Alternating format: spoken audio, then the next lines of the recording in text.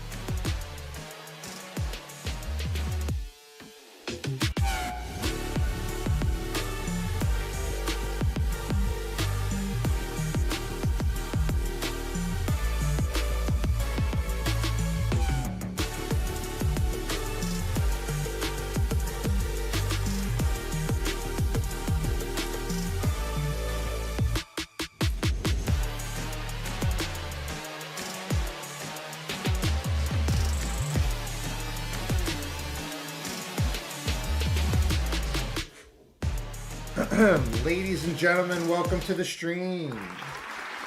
I'm your host. Let's get butterballs.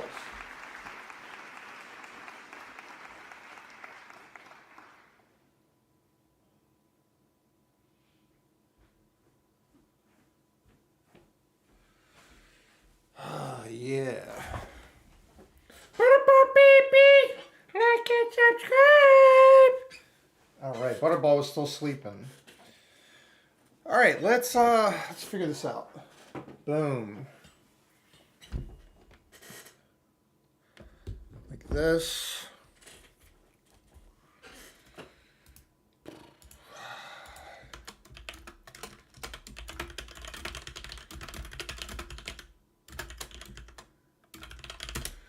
Okay. Oh yeah. Let's do this. All right. Also, I need to get my gaming sleeve.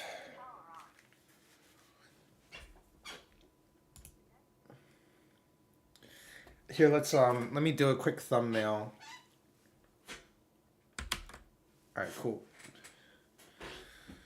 Yo, what's up? Butterball's doing great. Woo! A little out of it today, guys, but we're good. We're good.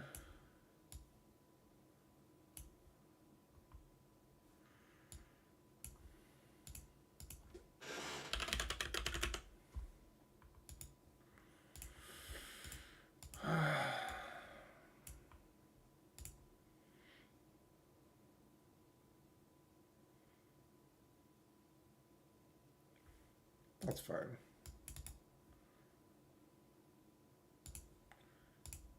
Here, I'll try it. You know, I like that, but since I made the Ducky promo, that's fine. Yeah. Gotta get the sleeve.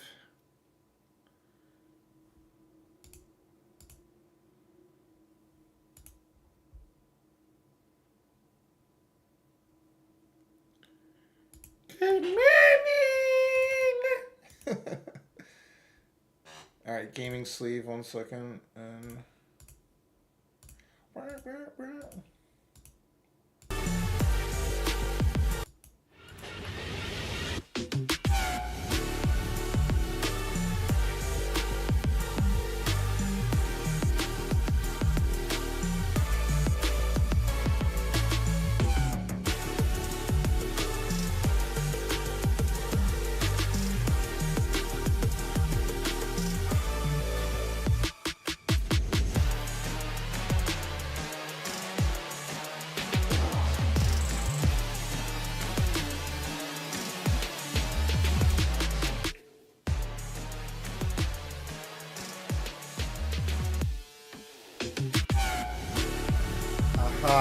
Sorry, I have a night.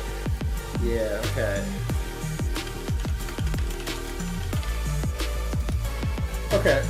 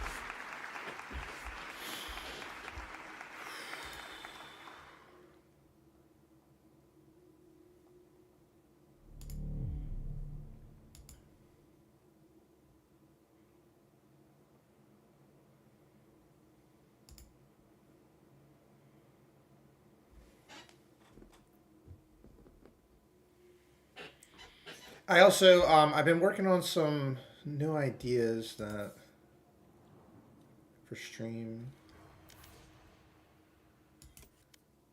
Okie dokie.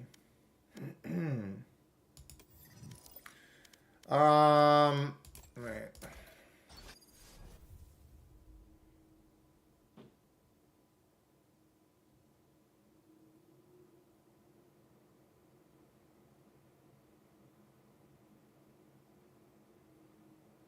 My ultimate's ready.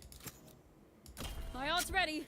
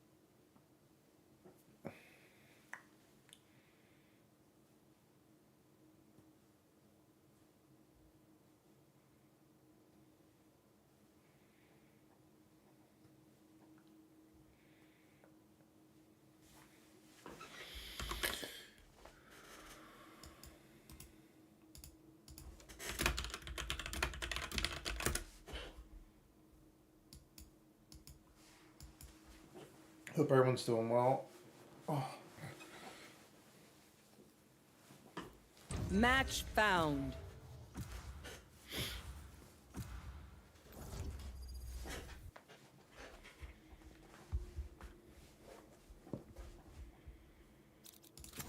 Move or get zapped. Do a quick D&D roll, Chinchilla. Alright, you roll first. 8, 11. 1, nothing me. That's me. 19. You 14. Alright, first game goes to me. You roll 6, 10. Oh, jeez. 6, 4, oh, tie. You 8, 19. All right, that goes to me. All right, sorry, 2 nothing.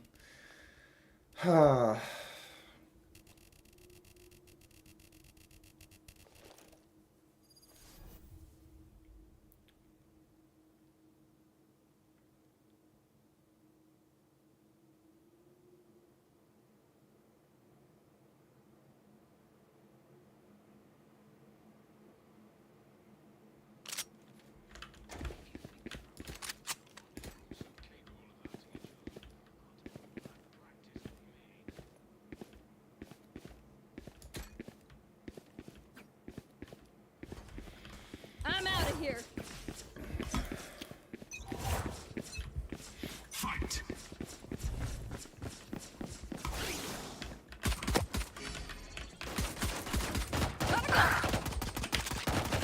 Reloading. Back off. Reloading. Reloading. The party's over. Gotta go. Stop it. Go, go, go.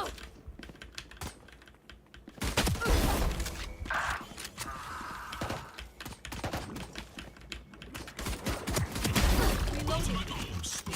Go, go, go, go. Shortcut. Next.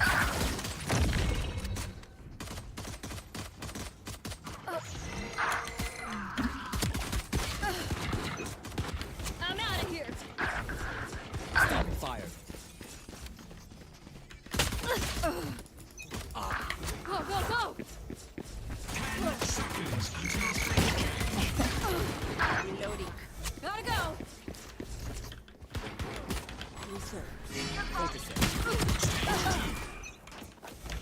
Go, go, go.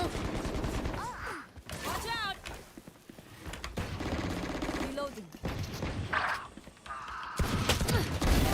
Kill. Reloading.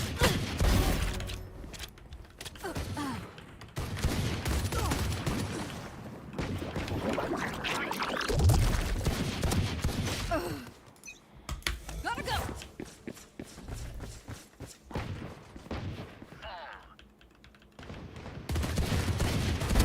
Taken out. You got AFK. Jets on a rampage. Report them in a second. Charge your bolts. I'm out of here.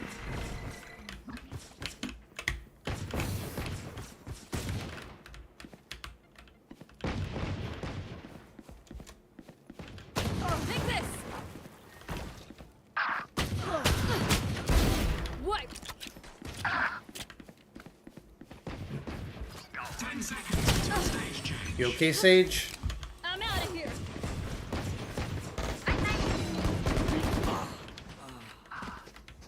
Stage 3. Go, go.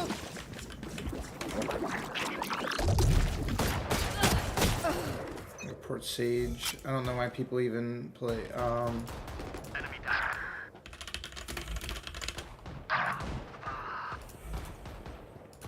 Gotta go.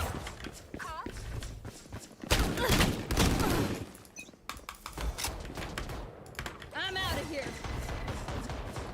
Fire in the hole. Watch out. Headshot. Charge your Gotta bolts. go. Reloading. Cutting their vision. Smart move. My ult's ready. What? 4. Go, go, go. Duck. I'm out of here. New stage in 10.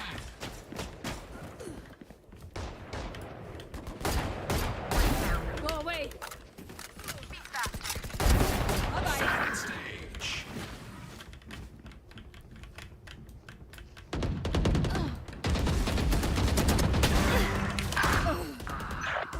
Gotta go.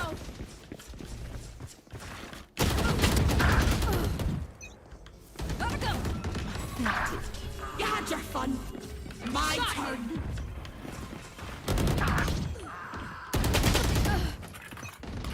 Go, go, go.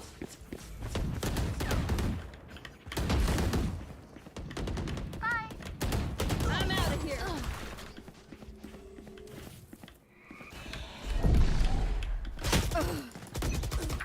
Go, go, go. Yikes.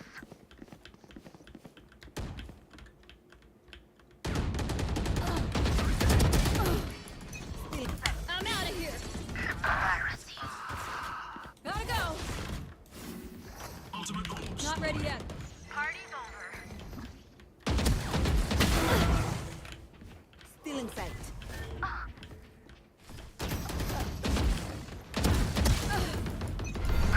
Go, go, go. I'm out of here. You blink. Take this.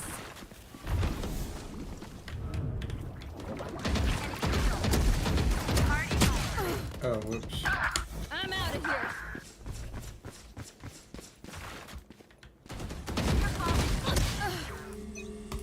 Go, go, go. Stand aside. Drop. Gotta go.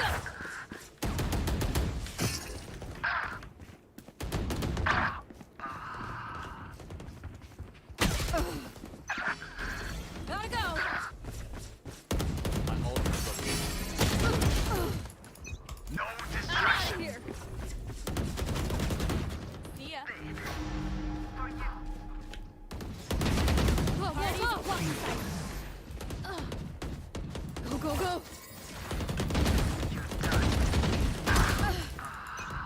I'm out of here.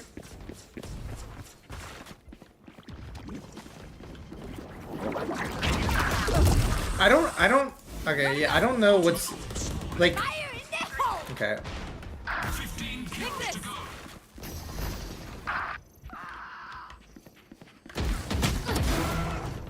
My ult's ready. There we go. Down.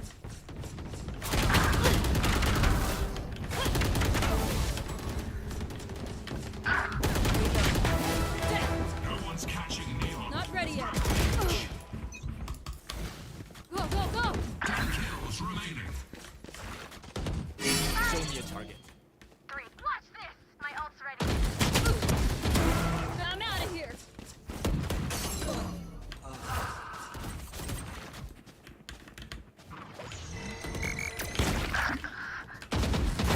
Get lost.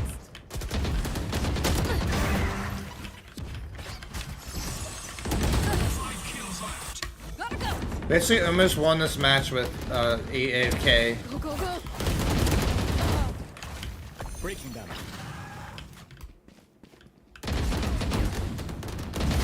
Got one. Got 3. Gotta go. Blocking sight. Nice.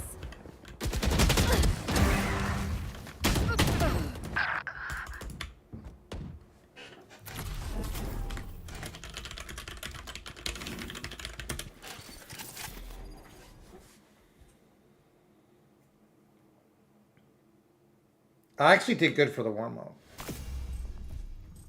Yeah, 29, 27, and with an AFK. I don't get it.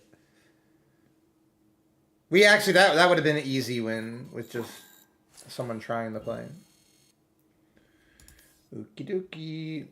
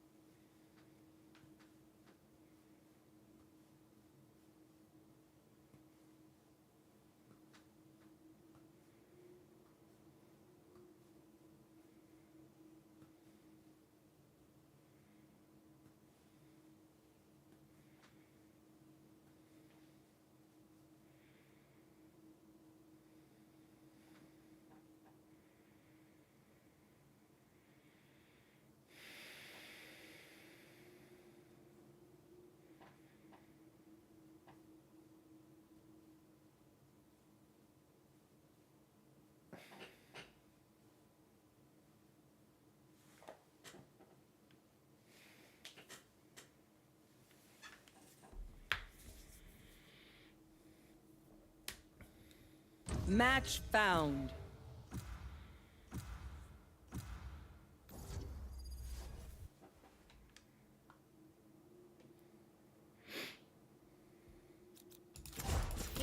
Get that.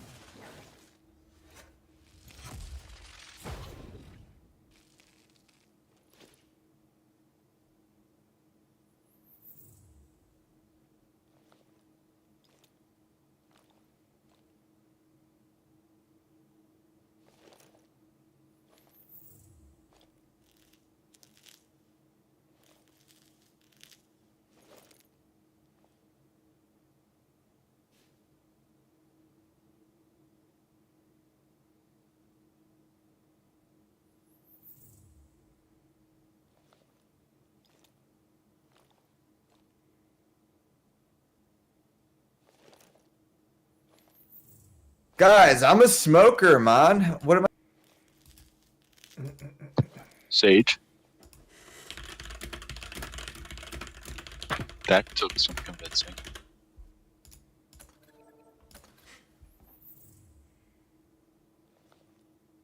Good picks.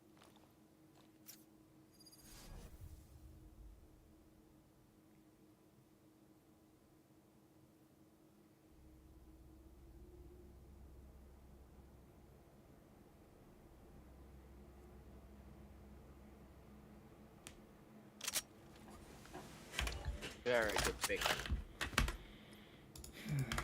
I'm out of here.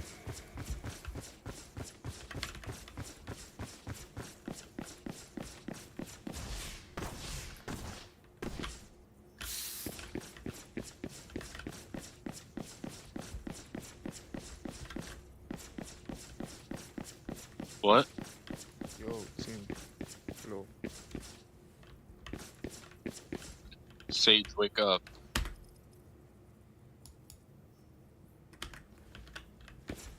Clove, you can go A. I can smoke mid and B.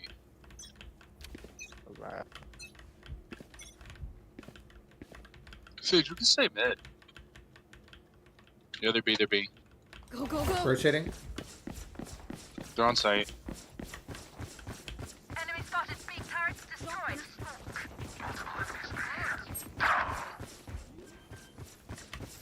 Running low. Damn, they like full rush. 105 cloves side. Spike planted.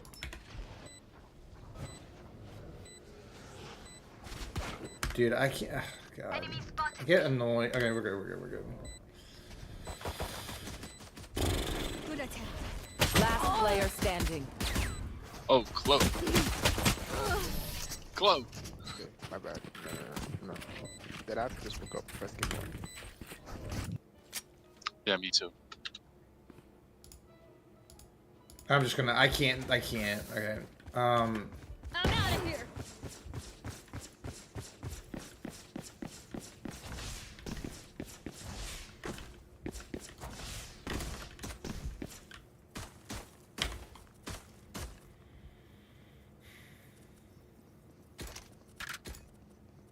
Gotta go.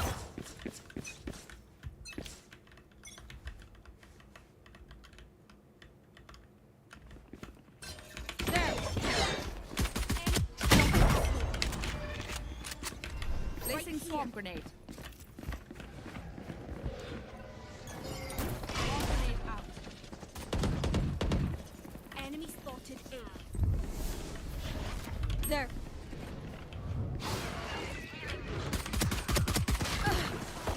Reloaded. Spike down A.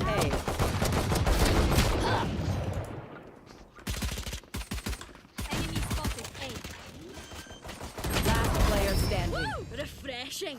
Spike planted. I shot One something. enemy remaining.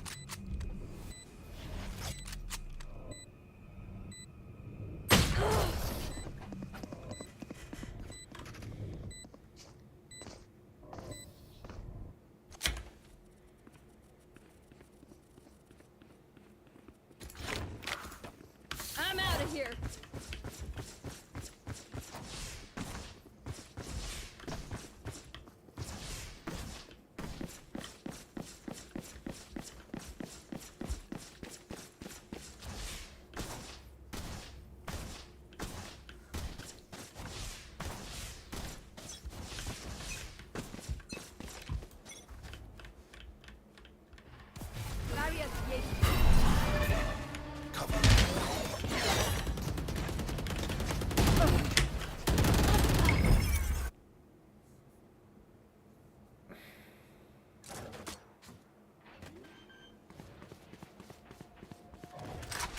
Spike planted.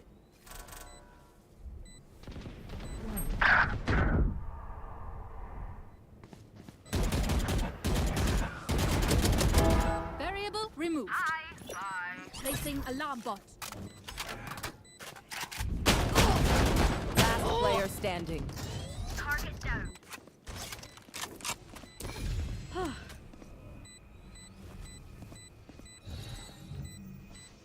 No peeking.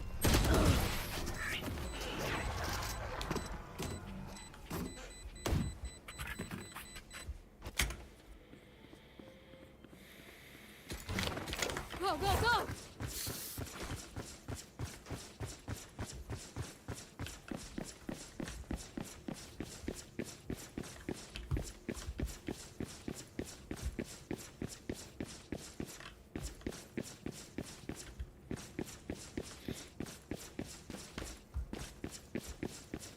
Placing swarm Grenade.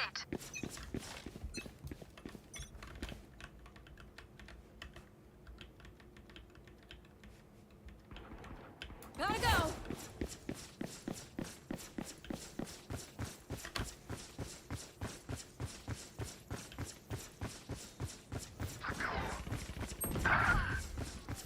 Almost out. Got here. Spike planted. All right, now I'm playing. Okay.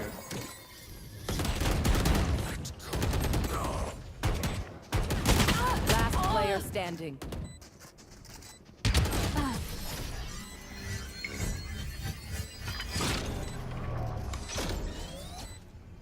My ult is ready. I'm out of here. Gotta go.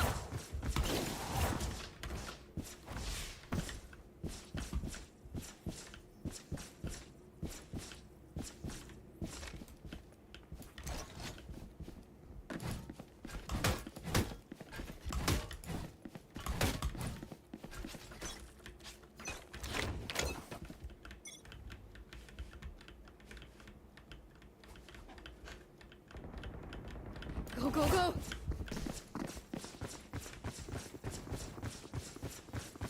One by one.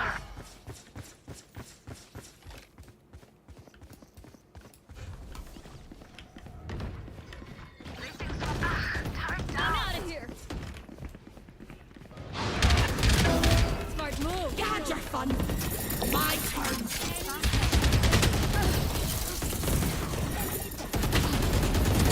False assist. Long grenade out. Last player standing.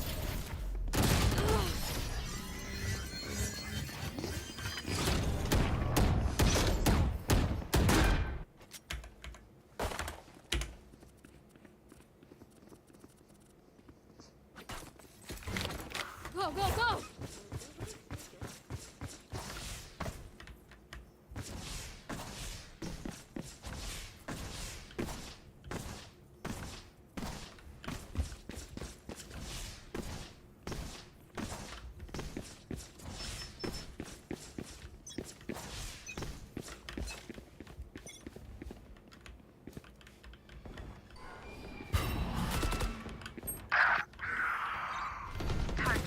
There.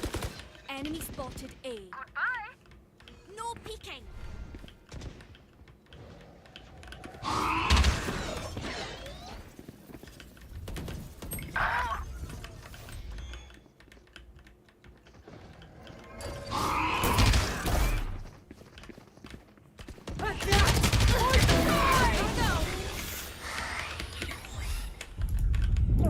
Last player standing.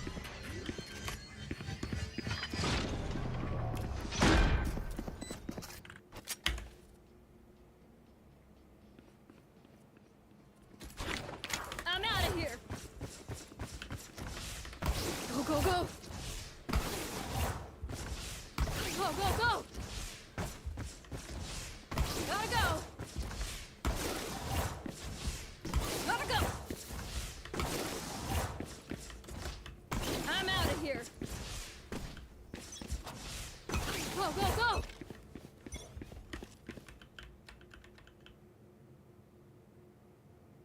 Gotta go.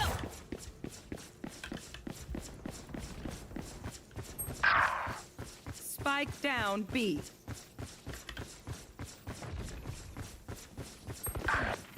Almost out. Spike I'm out of planted. here.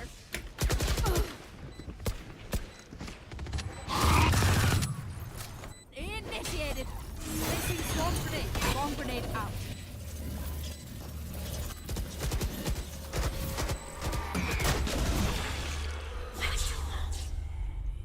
Last player standing.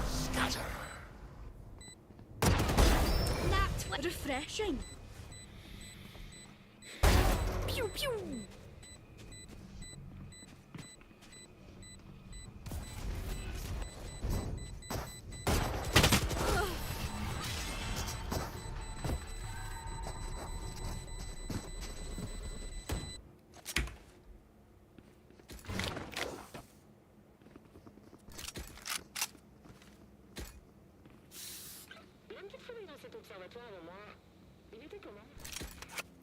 Gotta go.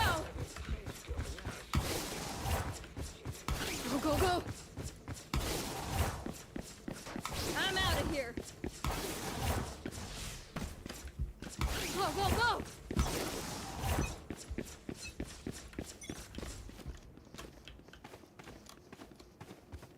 Gotta go.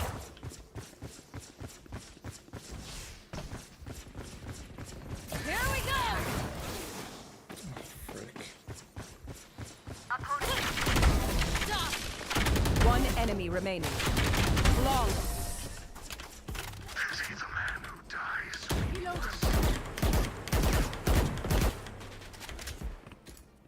I'm out of here.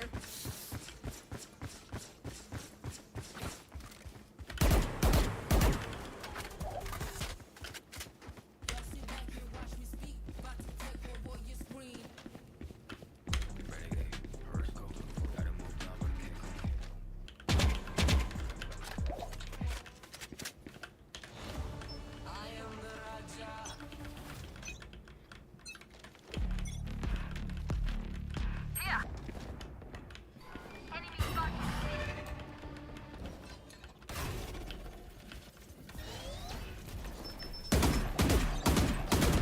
Turn down.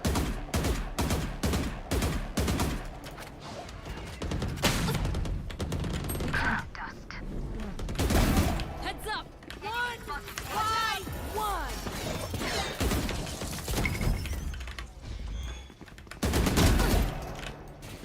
Spike down A. One enemy remaining.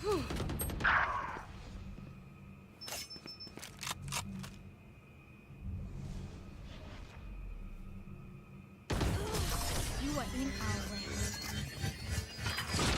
Reloading.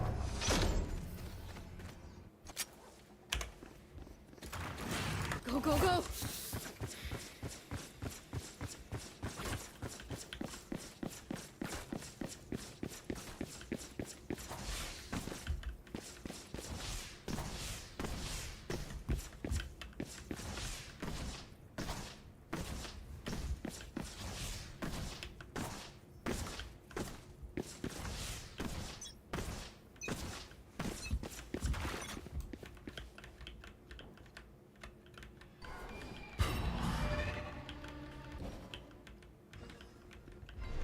There.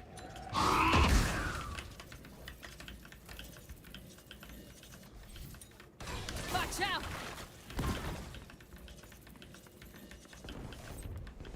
Enemy spotted mid.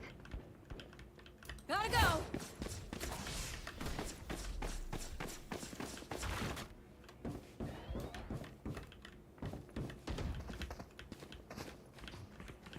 I'm out of here. Enemy Spike spotted planted. B. Reloading.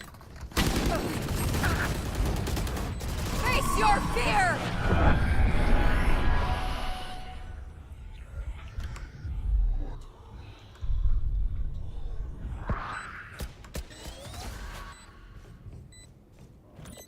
Placing alarm bot. Alarm bot down. Shadows traveling. like I never left. Last player standing. Terminated. One enemy remaining.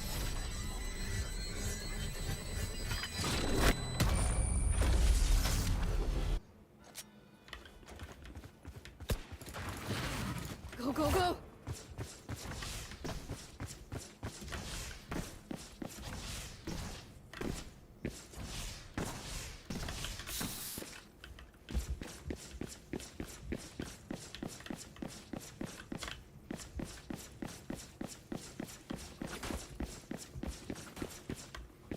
Right here.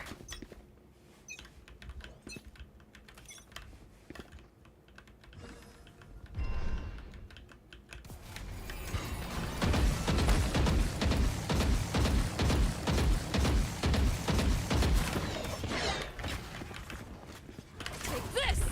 Alarm bot out. Turret destroyed. Die! Spike down A. Eliminate. Enemy spotted. A. One dead. Last player standing.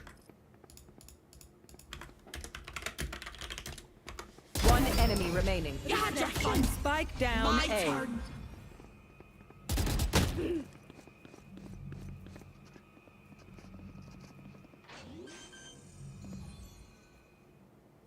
One enemy remaining. Spike planted.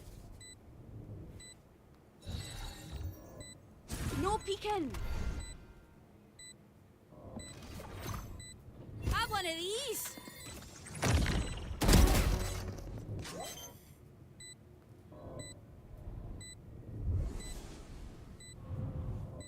Clutch.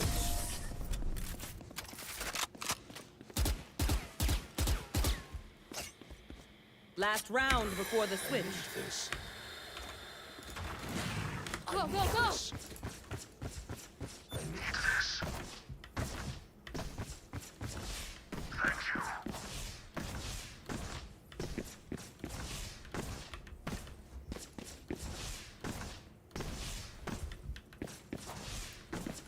Placing swarm grenade.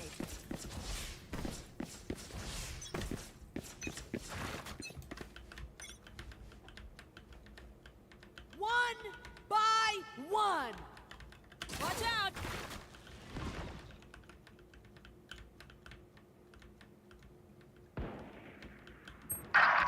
Gotta go. Spike planted.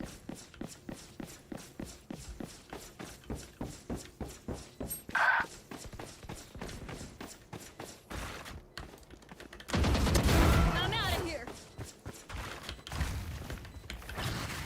Your duty is not over. Taken out. One enemy remaining. I'm out of here. On me.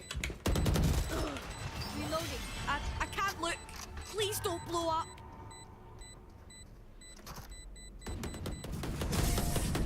Reloading.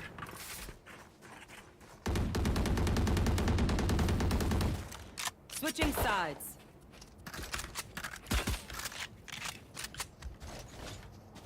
Gotta go.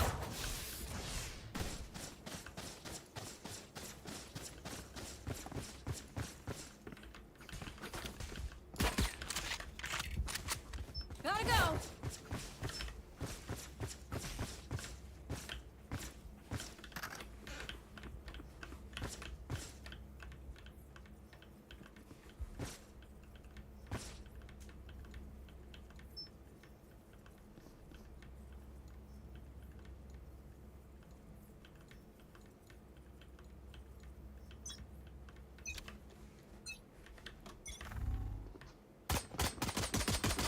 Enemy spotted. A. Shadows traveling. Reloading.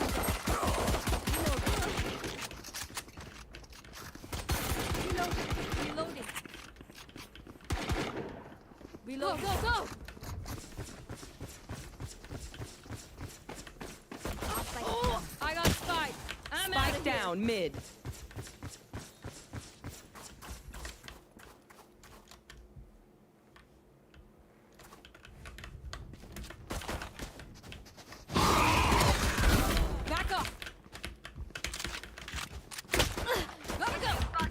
Last player standing. Frick.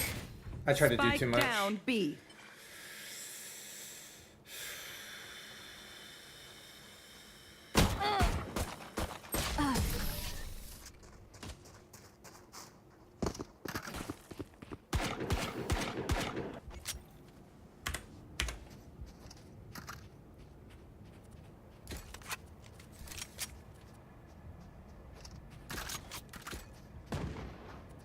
Go, go, go!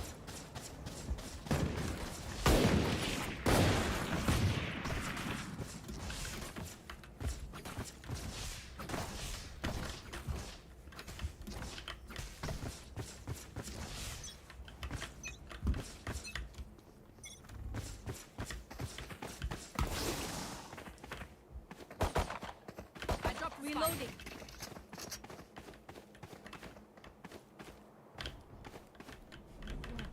I'm out of here. Reloading. Bye bye. I'm out of here.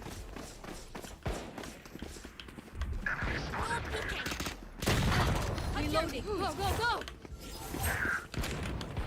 Gotta go. Wall raised. Reloading.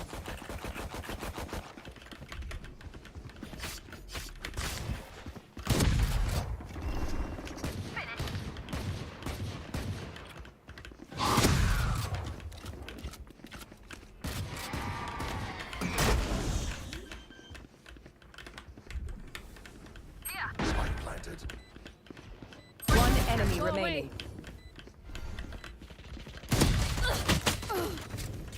33.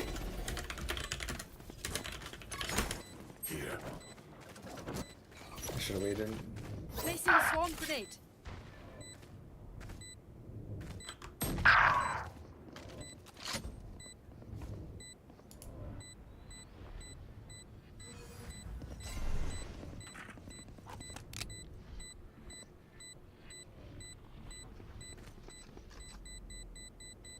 Last player standing. Enemy spotted A. Who could have predicted this? All right, I did.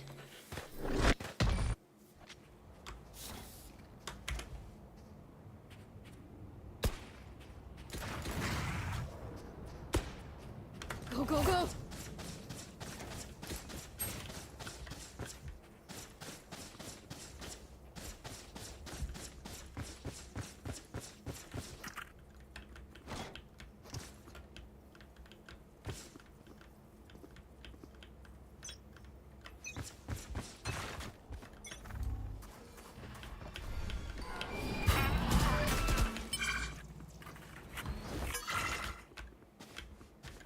Gotta go!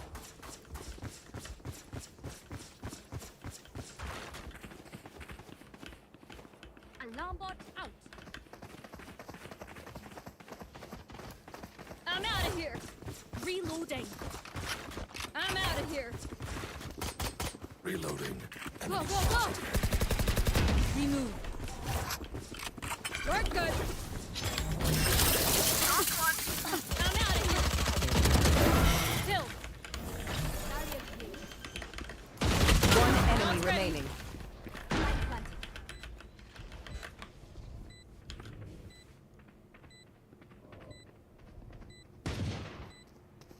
Enemy spotted A. Reloading. Go, go, go! Drop in a smoke. Here. Gun here. Reloading. Gotta go! Reloading. Flawless. Healing foam. They should stop playing checkers.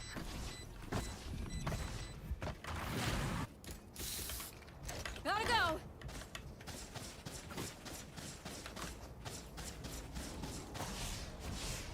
Placing alarm bot.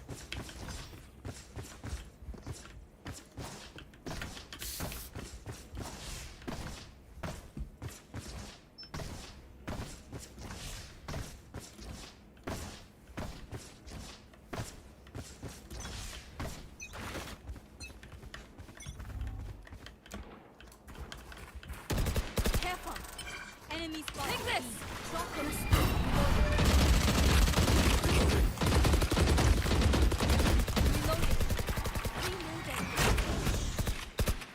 Reloading. Go, go, go! Enemy shot. Turret destroyed. For you.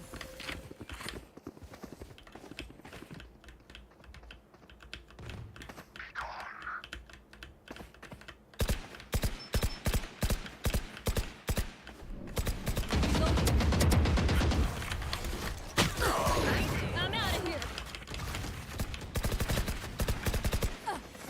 Reloading.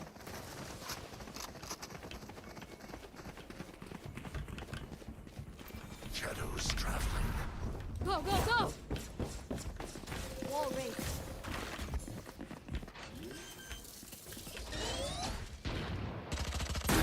Planted. Enemy down. My ultimate is ready.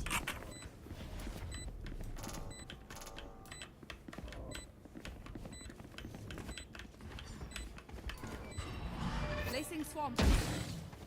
Placing swarm grenade. Enemy spotted A.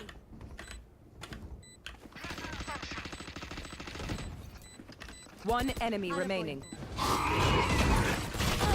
Gotta go! Do not fight.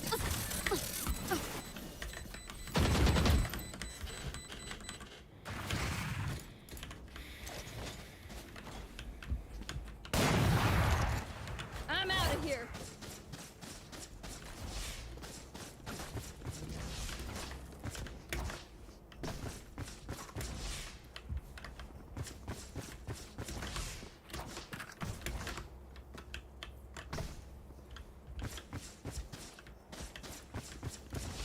Placing alarm bot.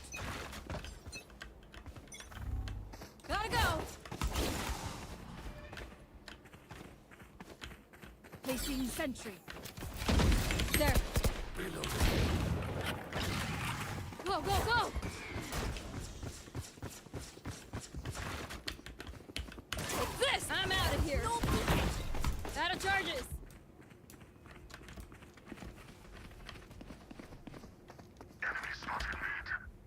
Barrier placed. Light planted. Enemy spotted. A. Multiple enemies mid. Drop in a smoke. Cover going out. I'm out of here. Reloading. What? Gotta go. Here. One enemy remaining. Swarm grenade out. Flawless.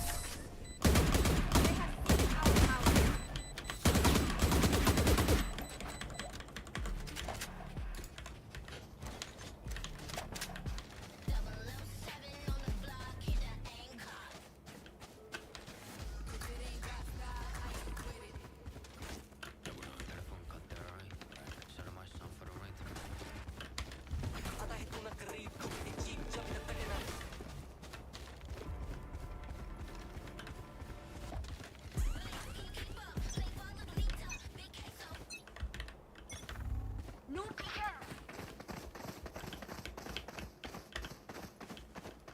Go, go, go. Alarm bot out.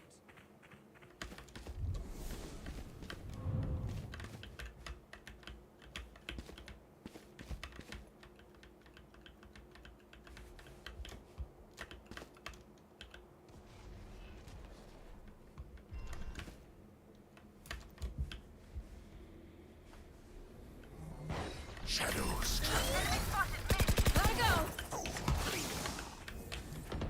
Barrier placed. Turret down. Light planted.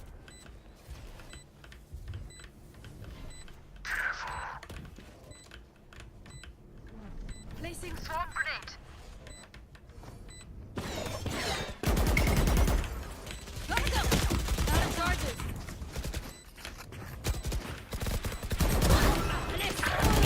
Fun that? Last player standing.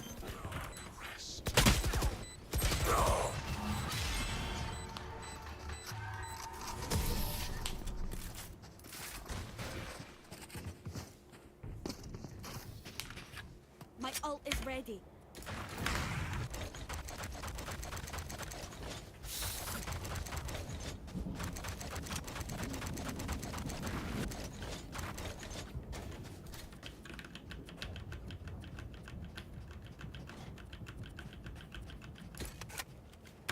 I'm out of here.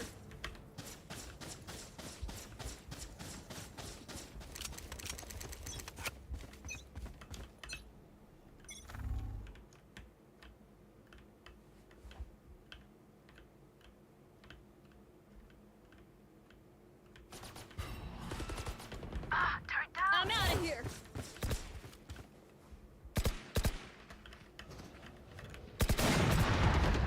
Multiple enemies. Mid. Here we go. Here.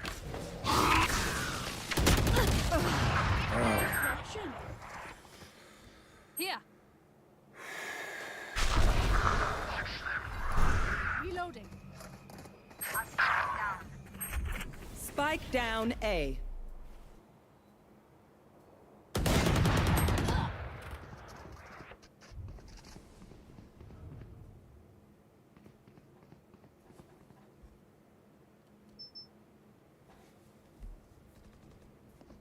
Enemy spotted A. Right here.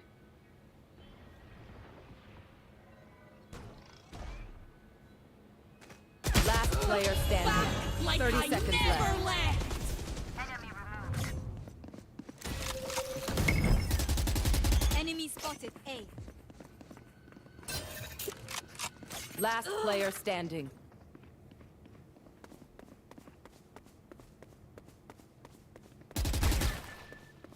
Ten seconds left. One enemy 3 down. remaining. The final time.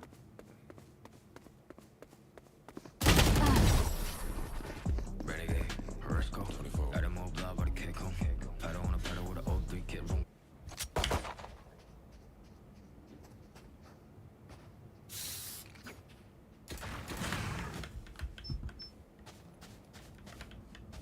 Go, go, go.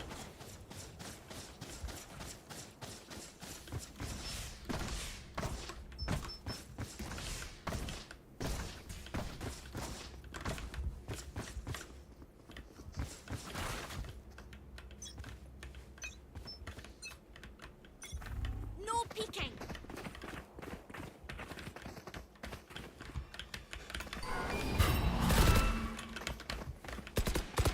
Face your fear. Reloading. Watch out! Enemy spotted mid. Reloading. Go, go, go!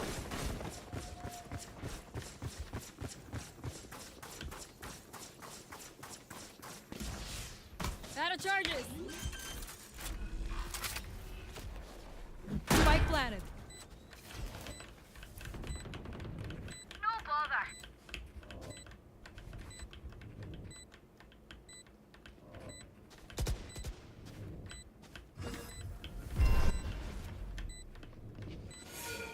There.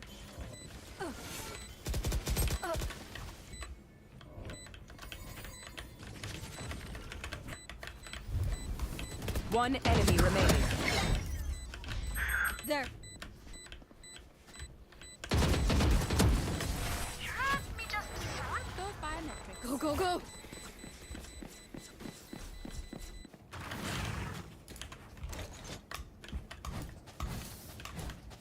I'm out of here.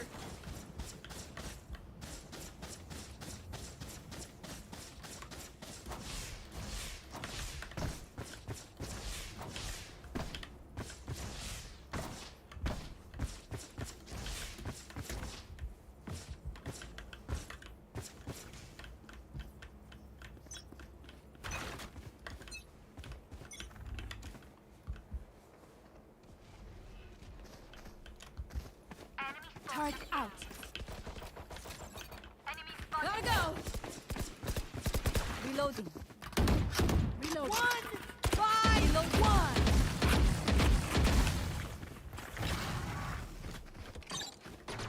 Right. Coming through. Enemy spotted mid. I'm out of here. Enemy spotted. Going out.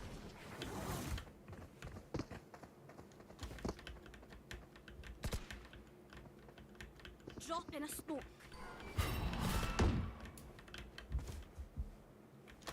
Go, go, go! Here.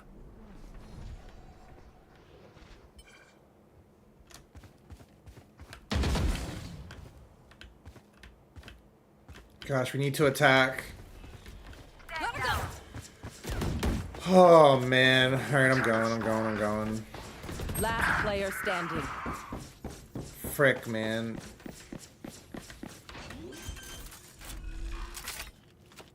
Thirty seconds Right, left. go, go, go!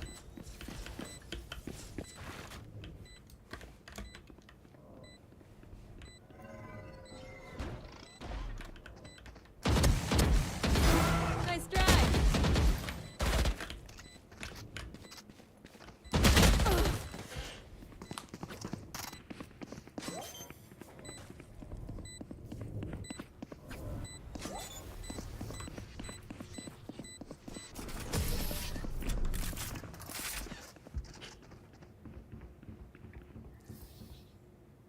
Match point.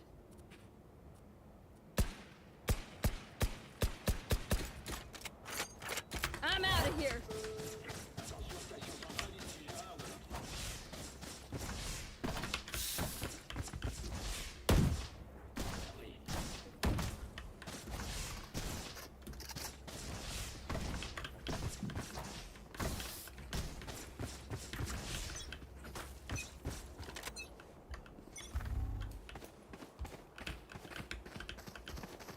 I see sentry. Spike down B. Scatter. Gotta go! Adapt! Or stop! You had your fun. My turn. Gotta go! Stealing sight.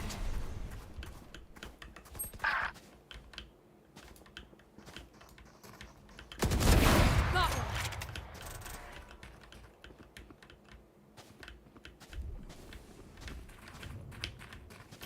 I'm out of here! Cover going out.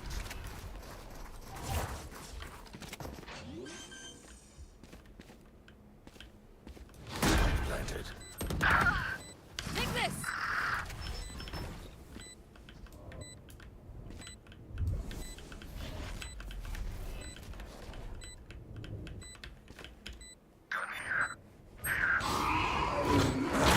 Last player standing. One enemy remaining. Ready.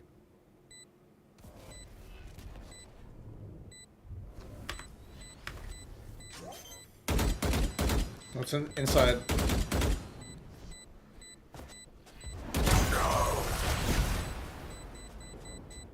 That was...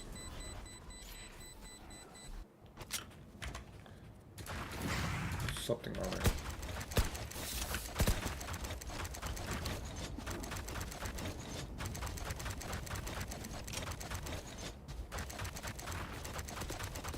Go, go, go!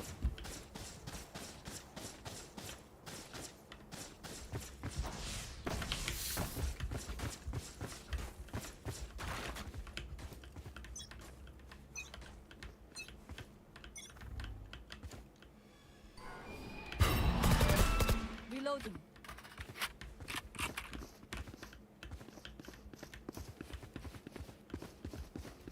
Shadows traveling. No, watch out! Carrier is dead. Wait, Spike what? down mid. Initiated. Lockdown score. My ult is ready. Oh man.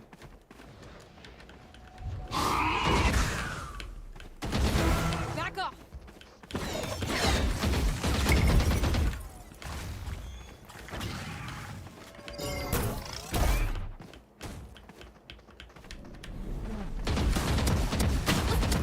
Last player standing. One enemy remaining. Targets are refreshing.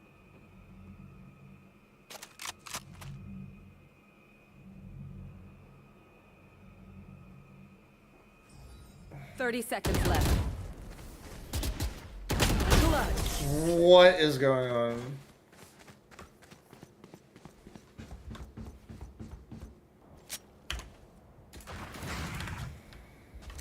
Someone get this.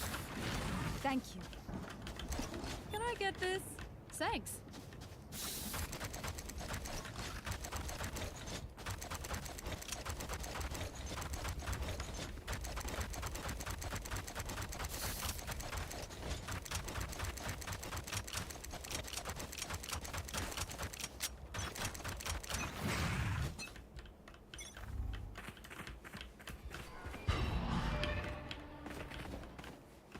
Watching here. Placing sentry.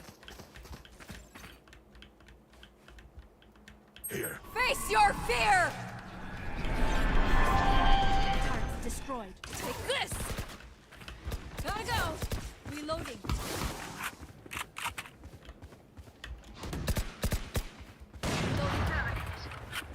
Enemy spotted lead.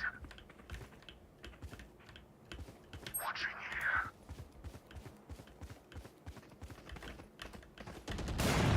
Here we go! Watching here. Running low. I dropped my spike. Watch them run. You thought you were safe. Enemy spotted. One enemy remaining. There.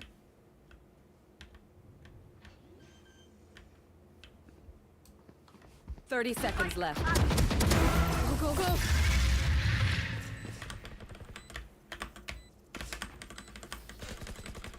Switching Overtime. sides.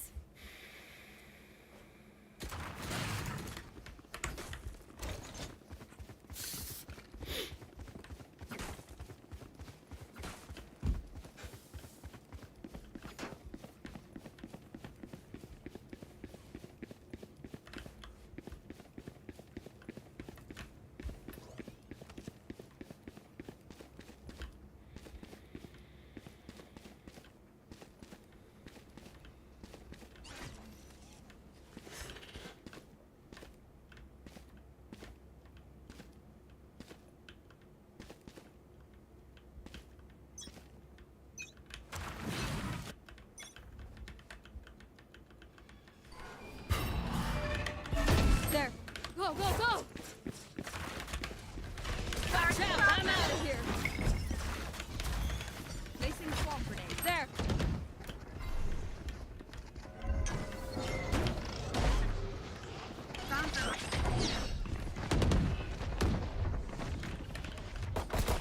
Have a cat. There. Oh my, that is so lucky. Spike down A. They literally were spraying. Last player standing. One enemy remaining. Please. Wall raised. Oh my gosh, you walled yourself off. Spike planted. I literally sprayed through the... Oh my gosh, godlike. They literally sprayed through the smoke. That'd be My cool. ultimate is ready.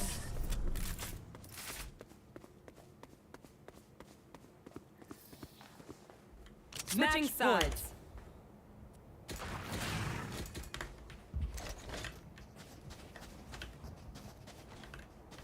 I'm out of here.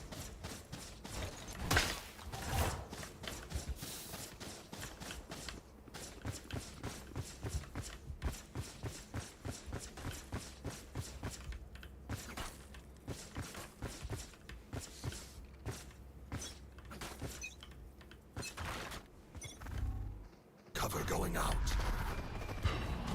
Careful. Reloading. Gotta go. Careful. Enemy spotted. Reloading. What? 114. Killed my bot. No! Spike down A. Power it down. What? Oh my gosh, that's unreal. I shot somebody.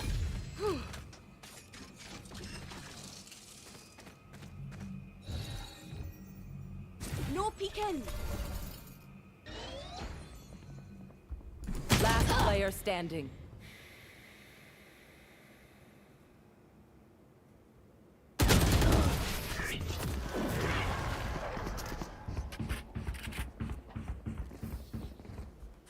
Switching sides.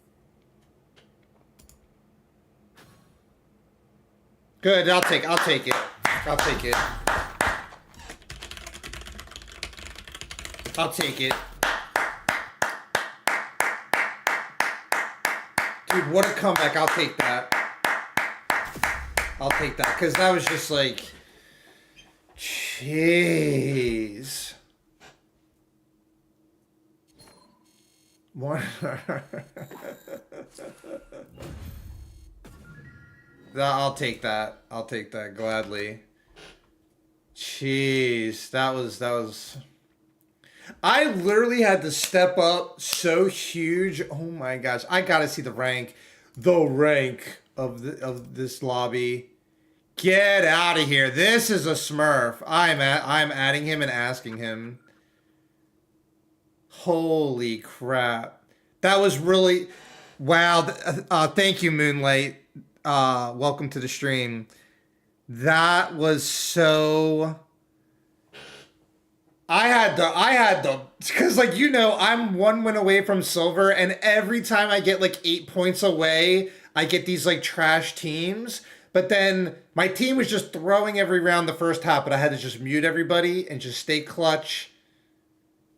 And I started doing some amazing plays. Gosh, that was crazy. But with the tournament starting in like 5 minutes, I don't even really...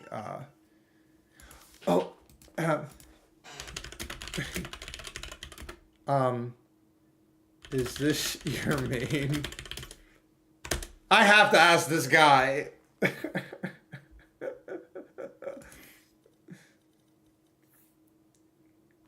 I didn't think so. Holy hell.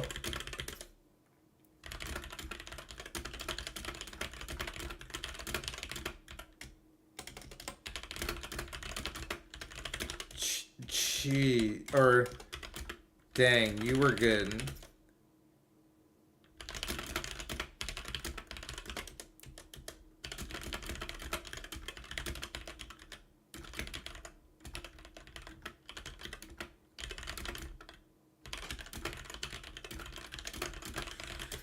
Here, let me load.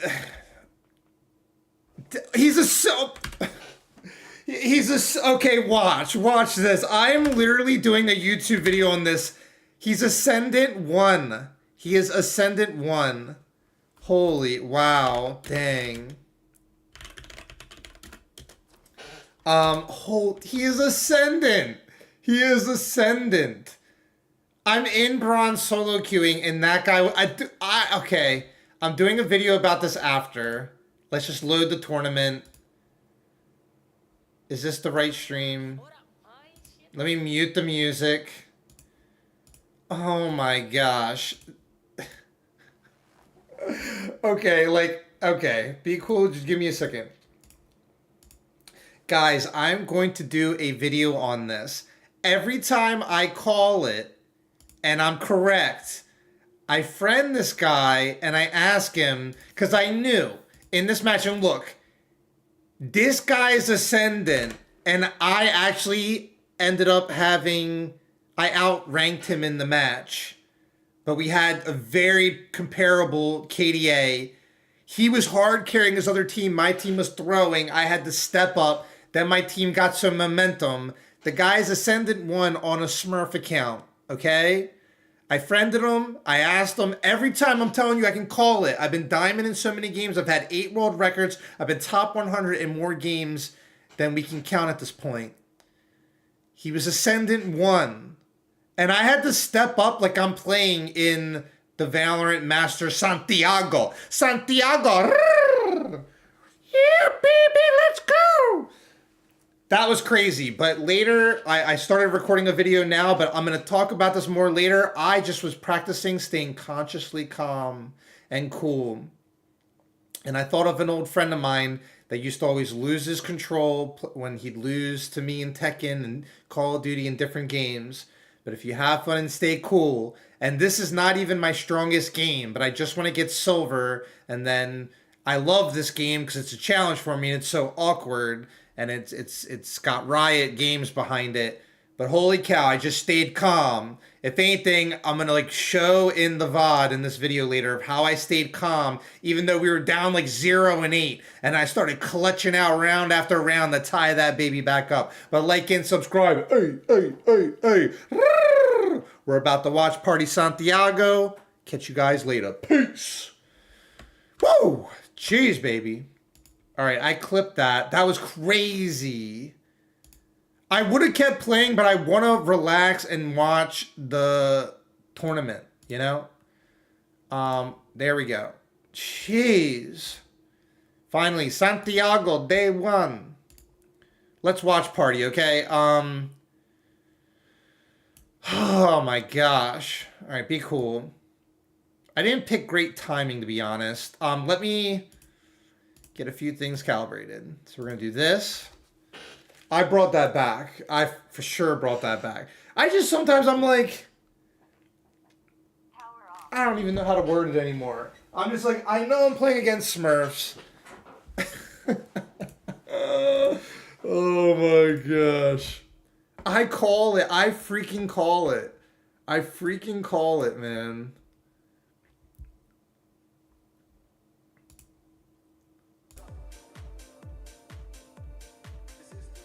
Here, I'm just going to mute while it's the music. That's absolutely crazy. I like that Moonlight Sorceress. That's a great... That's really cool.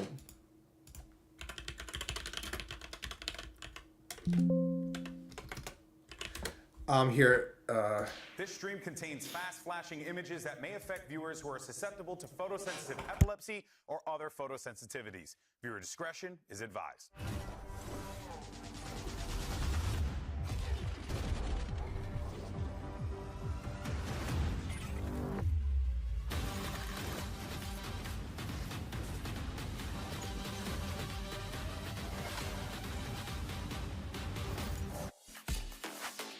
Oh boy, VCT has arrived in South America for the first global event of the year, and this time we've got 12 teams fighting for the trophy. Hello everyone, or should I say hola, and welcome to day numero uno of Masters Santiago, coming at you live from Espacio Riesco in Santiago, Chile. I'm Golden Boy alongside Wyatt and Sideshow, and we're gonna be kicking off an awesome 2 weeks of competition. Look at this freaking place! It's so good. We're getting rowdy. It hasn't even started yet. Oh, dude. The energy, we saw a countdown. That's the energy in here is already popping. The players were just going up to kind of set up their stuff. Yeah. And the fans were already losing it. Yeah, bro's plugging in a mouse. And they act like an ace just happened. I cannot stress enough how incredible this is. For myself, it is a dream come true. First time I ever got to work an event here in South America, so it is an absolute dream. Thank you so much, and I'm so freaking thrilled to be here, folks. Let's go ahead and dive right into this and go through a quick overview of what's ahead here at Masters Santiago.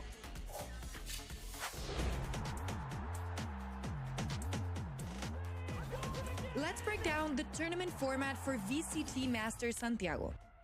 2 stages stand between these teams and the trophy, the Swiss stage and the playoffs. Not everyone starts on equal footing.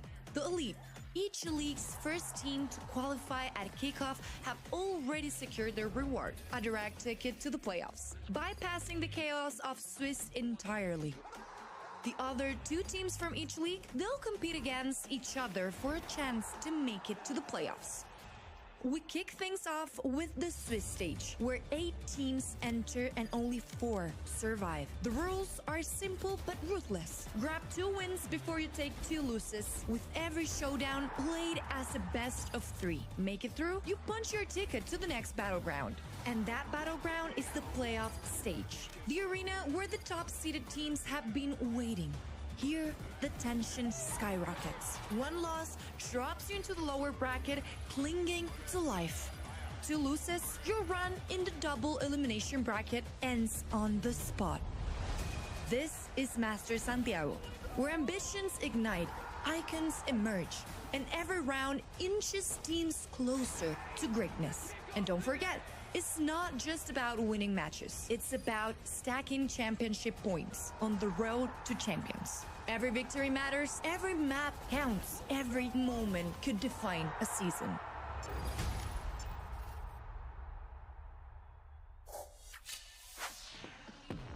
All right, folks, so it's the first day here in Santiago, and anything is possible, which I think makes it a perfect time for some shenanigans. Why don't you say so, right? How about some hot takes? And you're not lying. You're not just trying to hype it up artificially. This might be the most wide open edition of all time internationally. I think very possibly. Like, if you're confident in a favorite, you're capping. You shouldn't be confident that there's anyone who's going to win this for sure. We put out a post a couple days ago about who we thought was going to win the event. I said G2. I've never been dragged so much in my life. So, and I thought that was a mild take. So okay, well, let's see what's happening here. Shall I give you my hot take first? Why don't you start with because yours? It's about who the tournament favorite could be. Okay. Because I've got the hot take that the tournament favorite is actually the Ascension team from Pacific, Nongshim Red Force. I think Nongshim Red Force are going to be able to, just take XLG, make top 3 in Santiago.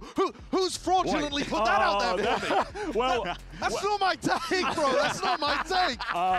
Who's trying to sabotage? I believe in Nongshim. That was actually it. I mean, do we want to start with mine then? I mean, let's do both of yours right now, and then we'll give our take. Okay, well, you can start with your I think Nongshim is going to win the tournament. And I think Dambi is going to be the MVP. Okay, Wyatt. I'm going to go with pretty spicy on that. Wait, do we want to judge Josh first? Yeah, let's judge Josh first. Okay. I will go with pretty spicy. Okay. This might, now I'm going to give a second hot take here to piggyback off your hot take, which is that honestly, based on the last games that we saw from the teams that qualified from Pacific, I don't think they were the best team to qualify. I think it was Team 1. So, bro, Team 1 played against a lackluster RRQ, and that's about the only thing they've done. I am going to give you extreme heat. For mine no, for his. For Josh? You know, yours is extreme.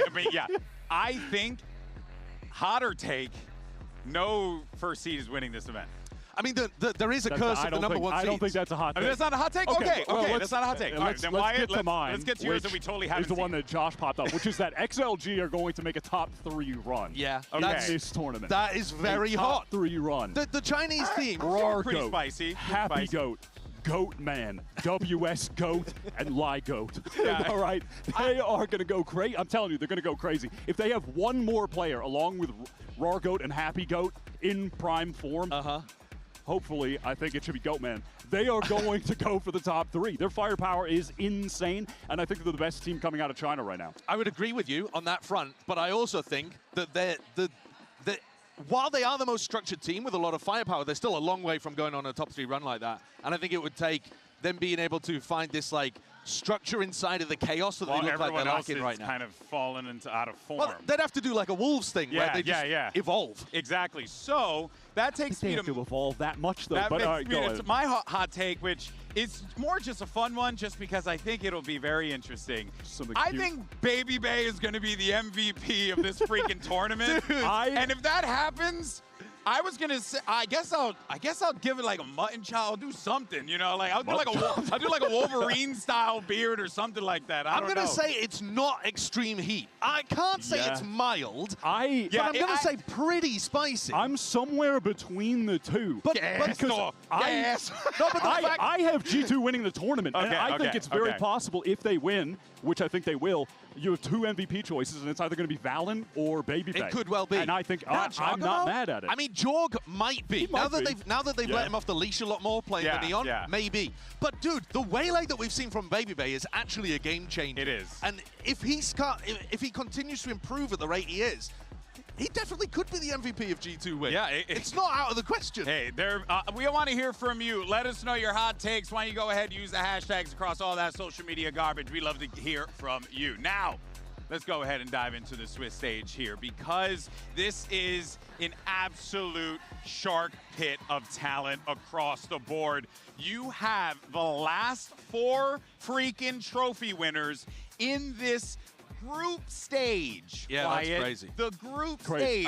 The teams waiting for them are just a bunch of new rosters. Yeah, what the hell's going on? What's in the water? It is crazy. It's so many close defeats in that upper bracket final for all of the regions. Yeah. And then they qualify in second or third. Upsets across the board. Yeah, it's startling, but also just goes to show you how quickly this game can change at a moment's notice, Sideshow. Like, Yeah. the top teams are people that we weren't even talking about last year. Yeah, I mean, it's meta changes as well, right? We've Yeah. got a double duelist meta at the moment, at least that's as far as we can tell. We've got patch changes that we're going to discuss later too.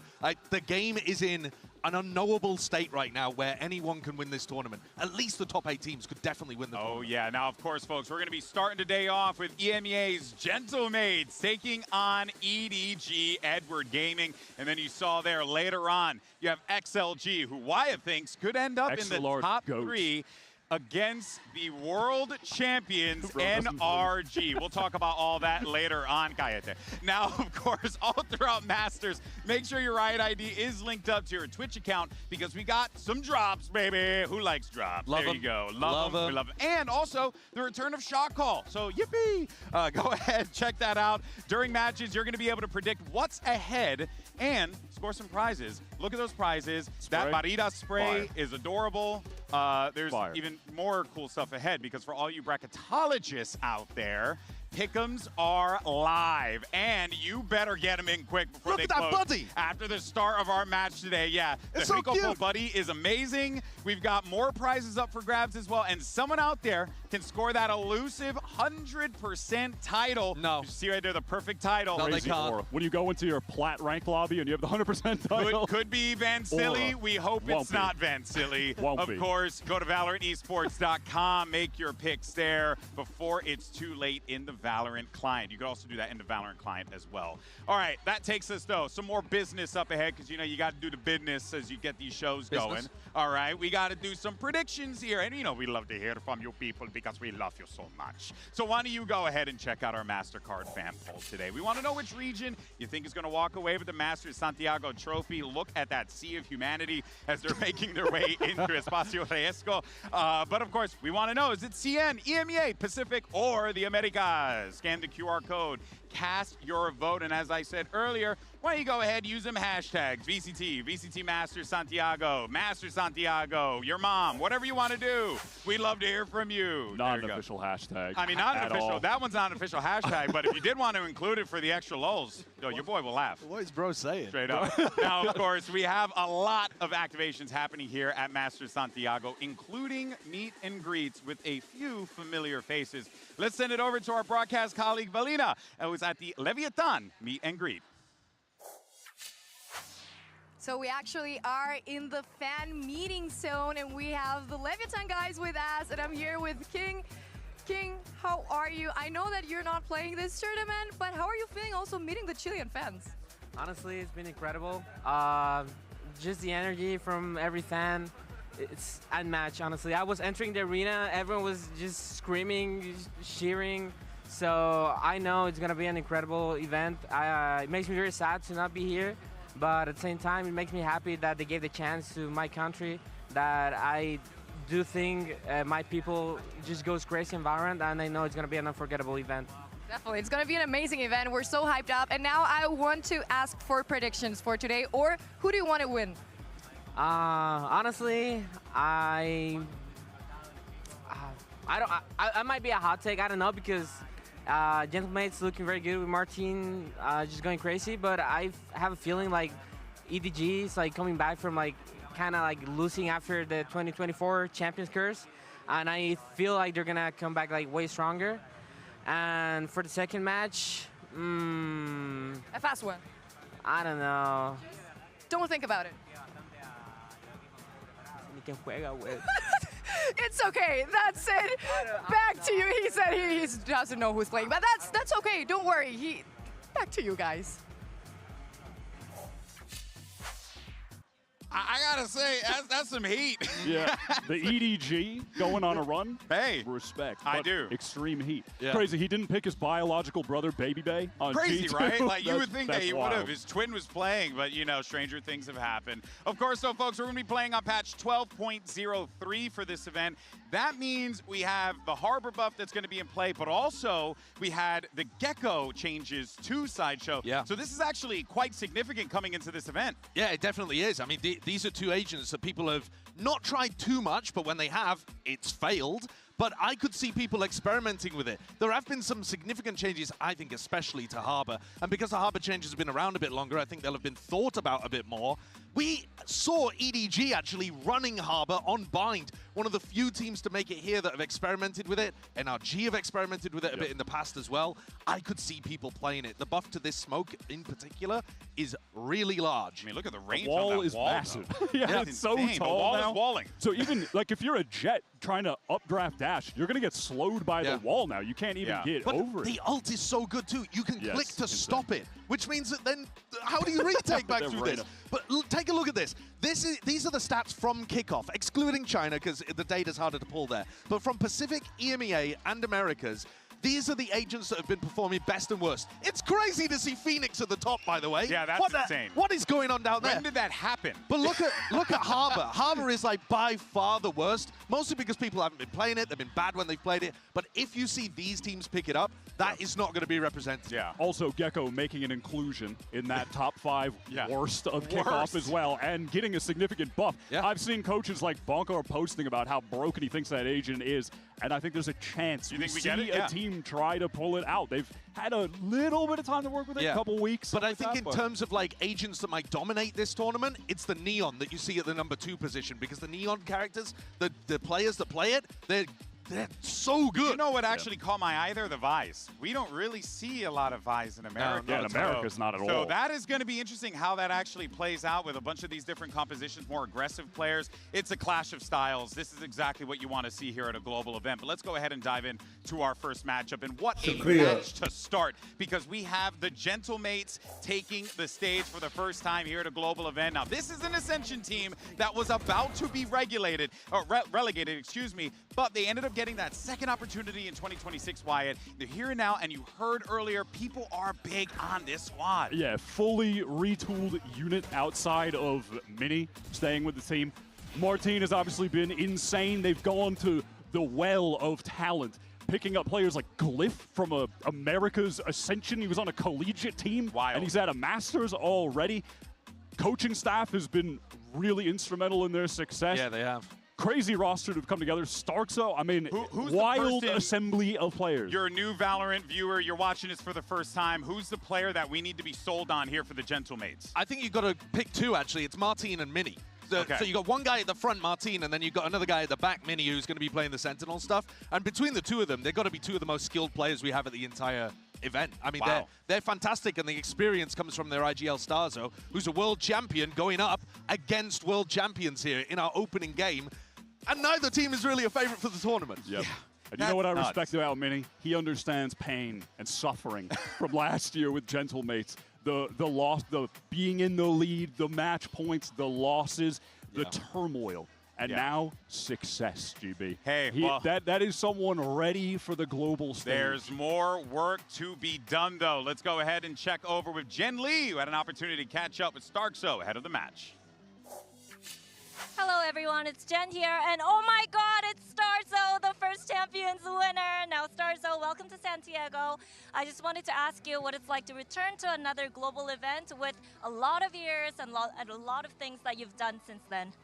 I mean, it's amazing, obviously, you know, back then when we won Champions, there was no audience, no crowd, you know, you couldn't, like, feel the pressure and the moment, you know.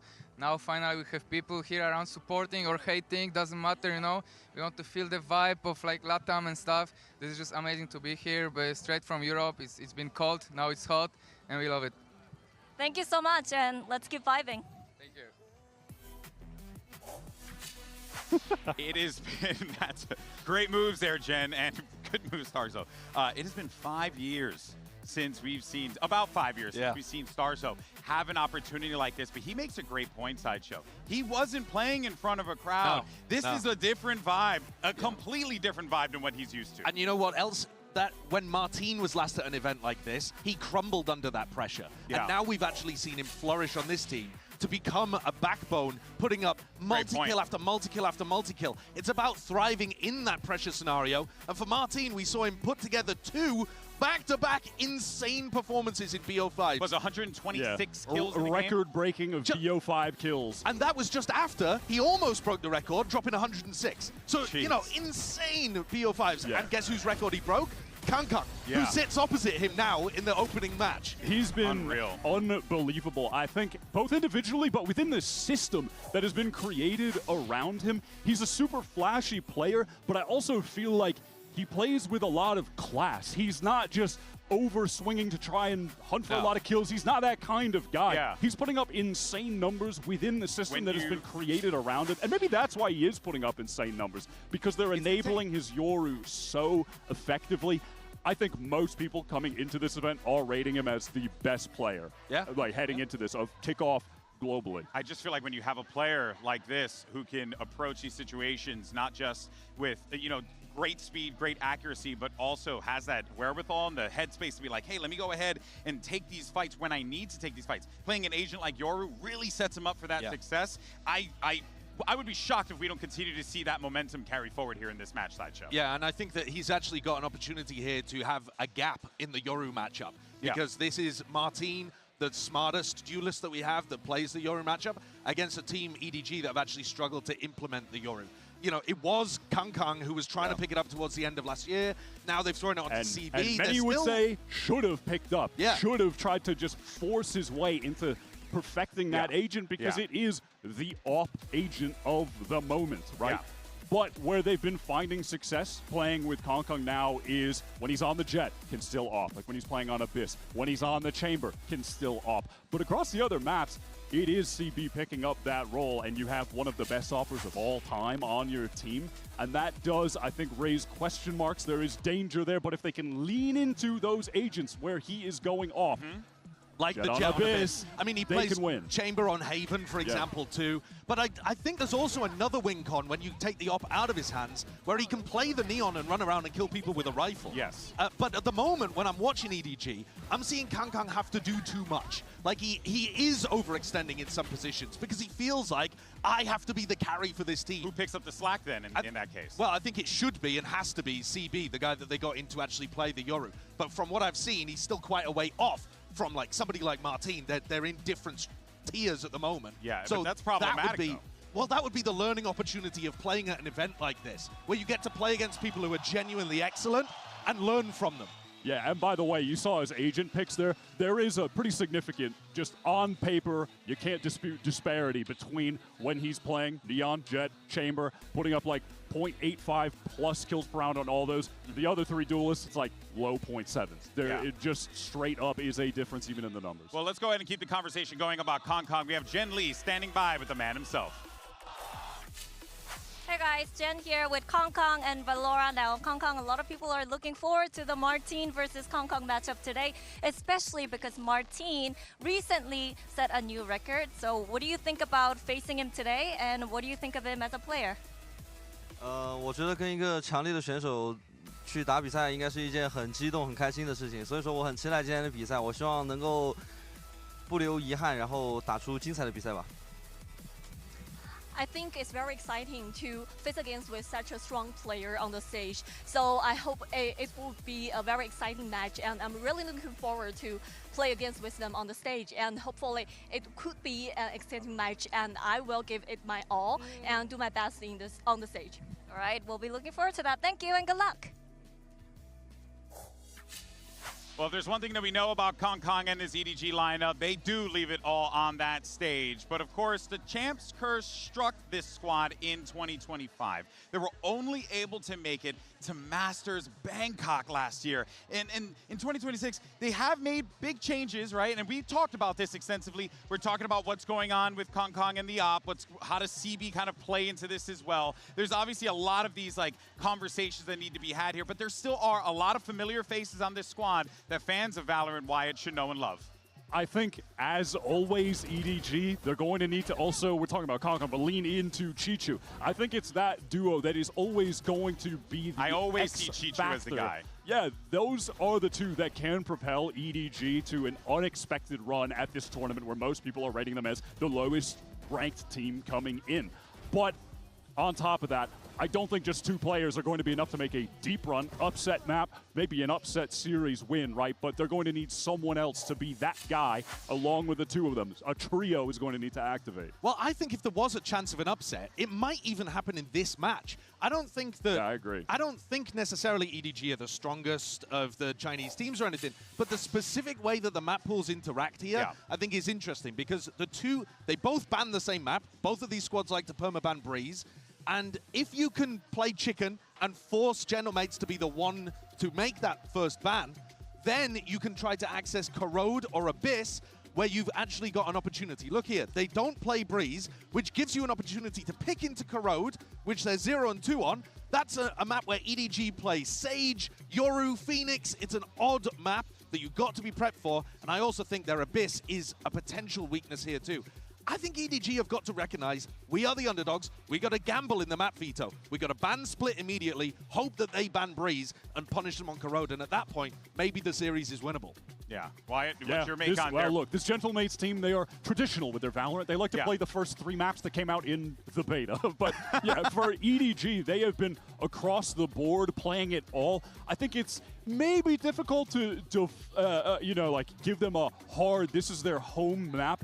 But the last 2 outings on Haven where they swapped to this Chamber comp, they found success. They beat BLG there in their qualifying BO5. Abyss, they've had success mostly off the back of Kong being able to just play Jet, max out Comfort Agent. He dropped a 30 bomb in his last game there. So I'm looking at those 2 to be significant points of strength for EDG. Everything else, for me, feels rather mixed. Yeah, well... Even Corrode, which is like 3-0, by the way, I'm not convinced of them being phenomenal on that map. They're not amazing at it, but it's all about finding those upset chances. You have to put yourself in position to get an upset here as the underdog. That is very, very true, of course. Now let's see where we're going to be playing. What's the battleground for our first match here in Master Santiago? Our coaches are standing by for today's maps, picks, and bans. Let's listen in. So we are starting map selection for M8 against EDG. Because M8 is the better seeded team, starts choosing to be Team A or Team B. We choose Team B. Team B. Okay, hold on a second. M8 Team B, EDG Team A. So EDG starts banning a map. Ban Split. Ban Split. Now a ban for M8. Ban Breeze. Ban Breeze. So we're going to the first map pick with EDG. Pick Haven. Haven, side on Haven for M8.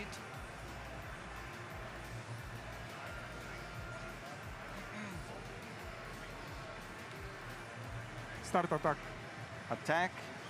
Map pick for M8. Pick Pearl. Pearl. Side on Pearl for EDG. Defense. Defense. The second set of bans, starting with EDG, you have Abyss, Bind, and Corrode. Abyss, Bind, Corrode? Yep. Ban Bind. Ban Bind. The last bind for M8, you have Abyss and Corrode. Ban Corrode. Ban Decider, Corrode. Abyss. So Decider is Abyss. Side on Abyss for EDG. Attack. Attack. That's it, guys. Good luck, have fun.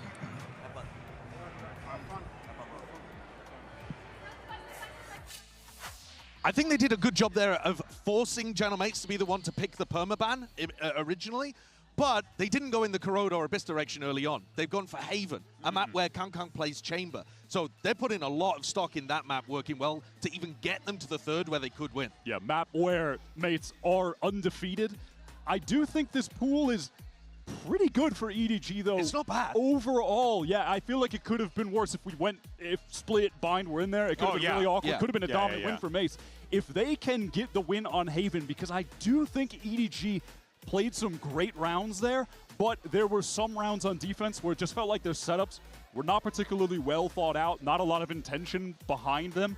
If they clean up more of those defensive rounds, clean across the board, great setups across the board, they steal that map. Okay, Pearl, that's definitely you're favoring Mates there. This does not be good for EDG. But Abyss, Kong Jet, he puts up a crazy performance, they've got a shot. Yeah, there's a real possibility here. EDG put themselves in a great position, but of course, it's still all going to matter what happens on that stage. Now let's go ahead and jump into our MasterCard fan poll, because earlier we asked you a very simple question. Who do you think's bringing home the trophy? 50% of our audience says Pacific, and I gotta say, somewhere out there, Achilles is punching the air in a happiness and joy, but really, I don't necessarily disagree with it.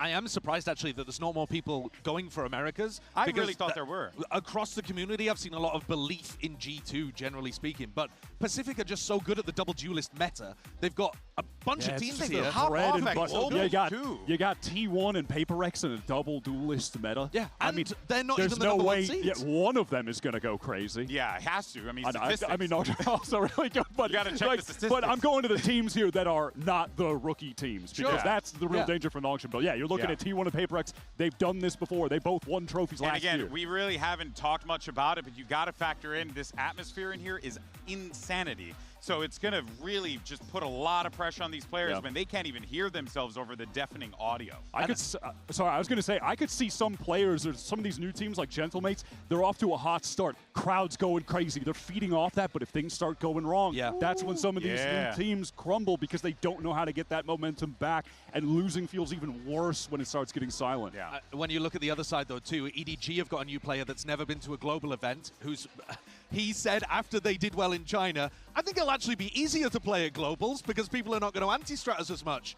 Bruh, get ready. He better perform well, because otherwise he might be regretting those words. Oh, yeah. Well, I know we do have our talent predictions. We want to show that real fast. We have a minute before the show starts. We can just kind of react real quick here. Wow, okay. Gen only EDG believer. Mike knows ball. Mike knows ball on the XLG pick. I think that second game, XLG are probably a better team than EDG. I think the matchup here might even be a little bit better. Where if you get the EDG players and they are feeling hot instantly, maybe there's a stronger chance of an upset in the first one. Do you think only one EDG pick is representative of their actual odds of winning this game? I think there'd be a couple, 2 or 3. Yeah, I feel like their actual percentage chance a little higher than that. Wyatt, you got me believing on this XLG stuff, man. It's bad. It's bad over here. But I tell you what, though, no matter what happens, it's going to be awesome because the wait is over. Our first 2 squads are about to take the stage. So let's start Masters Santiago.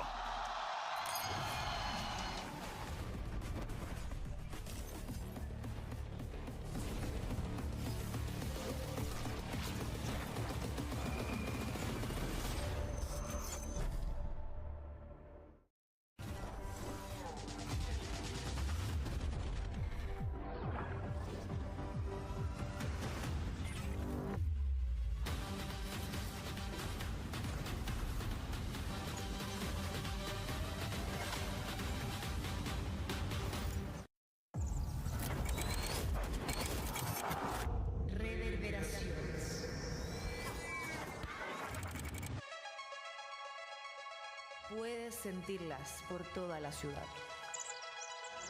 Está ahí.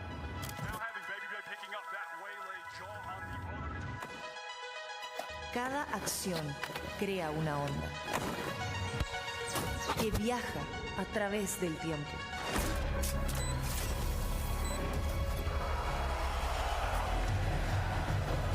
Los ecos cargan el peso del pasado. Pero lo que importa es lo que sigue. The moment you lift a trophy reverberates throughout the world. But not many teams have ever won a title and won the tournament after. I went through a lot of depression before joining Tier 2. Questioning if I should play more. But just the memories that I had with Ascend, that kept me dreaming, and it paid off. Now this is just like pure fun. 可能更多的是重新找回最初在赛场的感觉。Just like Toronto, the train is coming. Así que hazte escuchar y grita con el alma.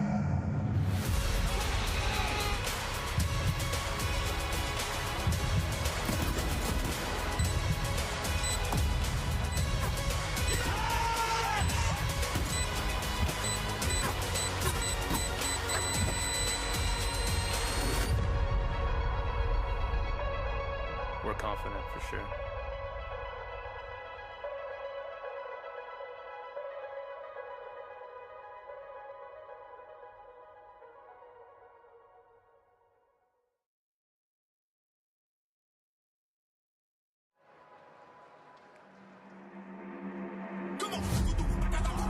Es momento de gritar con el alma, Santiago. Démosle la bienvenida. Gentlemen,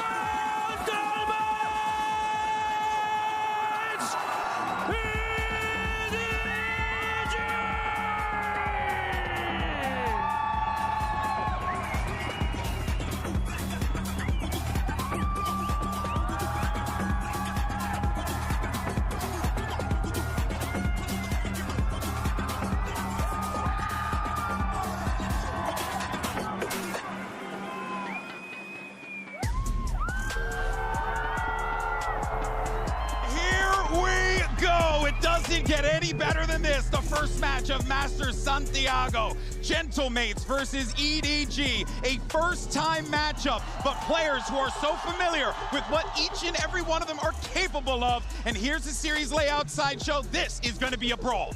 Walking out there, can you imagine what Starkzo, Martin, Kong, these players that have been to events and either reached the very heights or crumbled when it mattered? The emotion of seeing that, of walking out and realizing your destiny's got another chapter to write. Champions winner team going up against a player who was just on Winthrop University, a collegiate player. Damn right, Winthrop all day, baby. From Gentlemates, a crazy offseason pickup, and now going up against the likes of Kong, Chichu on the other side. Only in Valorant did something like this happen. Dialing into the first map, Gentlemates were very fast last time they played Haven. Yeah. They were quick, they were conditioning pacey hits, and then they would slow it down to try to throw in a bit of a mix-up. I'm expecting something similar again, and the question is, can EDG hold on against that style? When I'm looking at EDG picking into Haven, reflecting back on the last time they played it, I thought they had some outstanding rounds on defense. Great setups. I don't really know. But other rounds just didn't seem like really the plan going into it was sound at all. So I'm hoping that with them selecting this against an undefeated team on it, that they've really refined that entire half. That's also the hope that you have. But the problem is, it could also just be a matter of, well, this is what they know, and this is just what they're going toward. So could this backfire on them?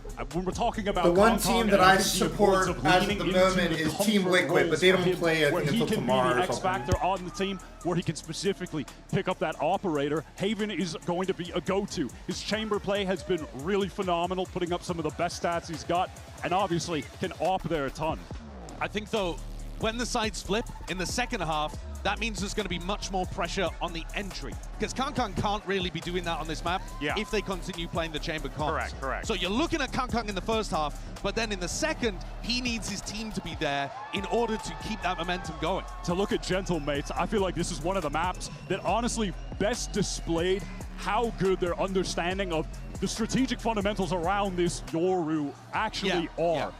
Martin is just constantly set up with beautiful little set plays to get easy first kills. Even cheeky things like playing around the Astra Wall, they'll send it out so he can dimensional drift behind it, pop out, get free kills. Those are little micro plays that EDG are going to have to be concerned with on many rounds throughout this map. How apropos is it, though, that Haven, the map that they won in order to propel them to this point, Gentlemates, now they have a great opportunity to be able to continue the dominance on this map. They beat Fnatic on this. That's no tall feat, you know what I mean? That's difficult. That's a good-ass team, and they gave it to them, all right? And that was an excellent series. So for Gentlemates to be here right now, shows a testament to their skill. But on the flip side to that, you look at EDG, a team that has been here, has done that before. I do have to kind of rest a little bit on that confidence of these are people who understand what this atmosphere is like better than most. And I think if there is going to be some doubt creeping into the Gentlemates camp, it will be, what if Martin doesn't put up record-breaking performances? And hold on, expectation is outrageous. What if Kong does? You know, there is so much that could flip the balance here that just comes down to individual performance. And this, out of every meta you've ever seen at a global event, is the one where individual performance matters the most. Which means upsets and form and all of this kind of variance can happen. You mentioned form. A common theme that we see at these global events, a la Energy winning champions, is peaking at the right time. Yeah, Those guys right. weren't even the champions coming out of Americas, yet they are our reigning world champions right now in this tournament. EDG, they got knocked down to that lower bracket. They go on a four-match win streak to qualify out of it. And maybe that is just going to put them in the mind state of, oh, we are peaking at the right moment. We've been on a run. We have the confidence going into this. All right, there you can see Concon busting out that chamber. As we talked about, CB on the neon. When those sides flip, look for CB to be the guy that needs to step up in that moment, Sideshow. But really, no crazy surprises here based on what I can tell. No, yeah. I think we're looking good. Nobody throwing a massive spanner in the works early by changing around compositions enormously, but I just saw a shot there of Beepo taking deep breaths, eyes closed, soaking in the moment, trying to calm the nerves. I think this game early on, with so many people, especially on the mate side, that are a little less experienced, it's just a great temperature check. Listen here, I've been in a situation in my life where I came out to an audience that was yelling and screaming, and I had no freaking idea what to do with my body, what to do with my hands, what to do with me. I can't imagine what these young men are thinking about on that stage right now, as the world is just, so many people in this venue are just I'm waiting on bated breath for anything that they do. And I think especially for the neons on both sides, it's so easy to overheat, to accidentally make a mistake, and that's where the pressure is often going to be. Especially when you're a neon in CB debuting globally, and you're going up against the natural neon counter, the not oft-picked Cypher in this current meta, the bane of Neon's existence. So if CB is scrambling, keyboard hand a little bit shaky, he's going to be running into trips. There's some danger there. But it's going to be exciting, though, nonetheless, guys. Great discussion here. Great setup for the match, and we're ready for the first map of Masters Santiago, and who better to call the action than the freaking GOATs? It's Pansy and Hypoc. Let's go, baby. God, yeah, what an incredible prospect here, Mike. I think the desk led us in so well with so many kind of touch points of storylines. We've got the current record setter against the one he beat. We've got a return from like championship players. Where are you going? Insane to have that draw in the opening match here. Obviously with Gentlemates, the journey they've been on. This is effectively now the next step in the redemption arc for somebody like Starzo, and also further validation of this team in the form of Gentlemates. I'm so excited for this to start on Haven as well, just because it's so interesting to break down a real compositional difference here, but also two very different play styles. Yeah, and I really want to touch on that, and I think even the desk kind of alluding to the difference on the attacking side and how we're going to see this kind of play throughout, but already Beepo willing to take those first steps, mates on the attack, and EDG will be on the defense. Kang played in well as Beepo already down. Martin elsewhere, trying to find a little space towards B, but then the first blood engagement firmly in control of EDG. Nobody's actually found Martin as well. Mini trying to find something into the front of sight here. Mate's already going to be called upon in terms of recovery here. Chichu getting very interested. They've got numbers to play with and a real tone to set in my mind. As Mini's looking for opportunities. Yes, the front line of Martin's a thriller to look at, but Mini did do some incredible work. So far, though, EDG handling this very well. Starzo, that's not impossible. Nobody's really low. They're trying to stay stacked up here. Big 4K from Nobody here, holding down the fort. And again, look for Mace to do this. Their attacking side is all around disruption. The ability for Martin to find space elsewhere on the map, be it on the back of a TP or actually quite often lurking, inserting himself into space, because one thing mates have done fantastically well domestically is read the map. But I think domestic is something we'll come back to throughout this series, is does it translate to stage? We saw the highs of Martin in especially 2 series, you could say. It had been a decent run from him even outside of that. But we've also seen the lows of Martin as well, and what then becomes of mates without him. Same to be said of EDG without Kang. However, we'll find out those answers throughout the series as Kang still up for a bit of a brawl and takes Martin down very low. Yeah, that's HP does actually have a scope in hand though, so Martin certainly trying to get something done. We'll actually cycle out to Beepo here. I like the re-clear as well.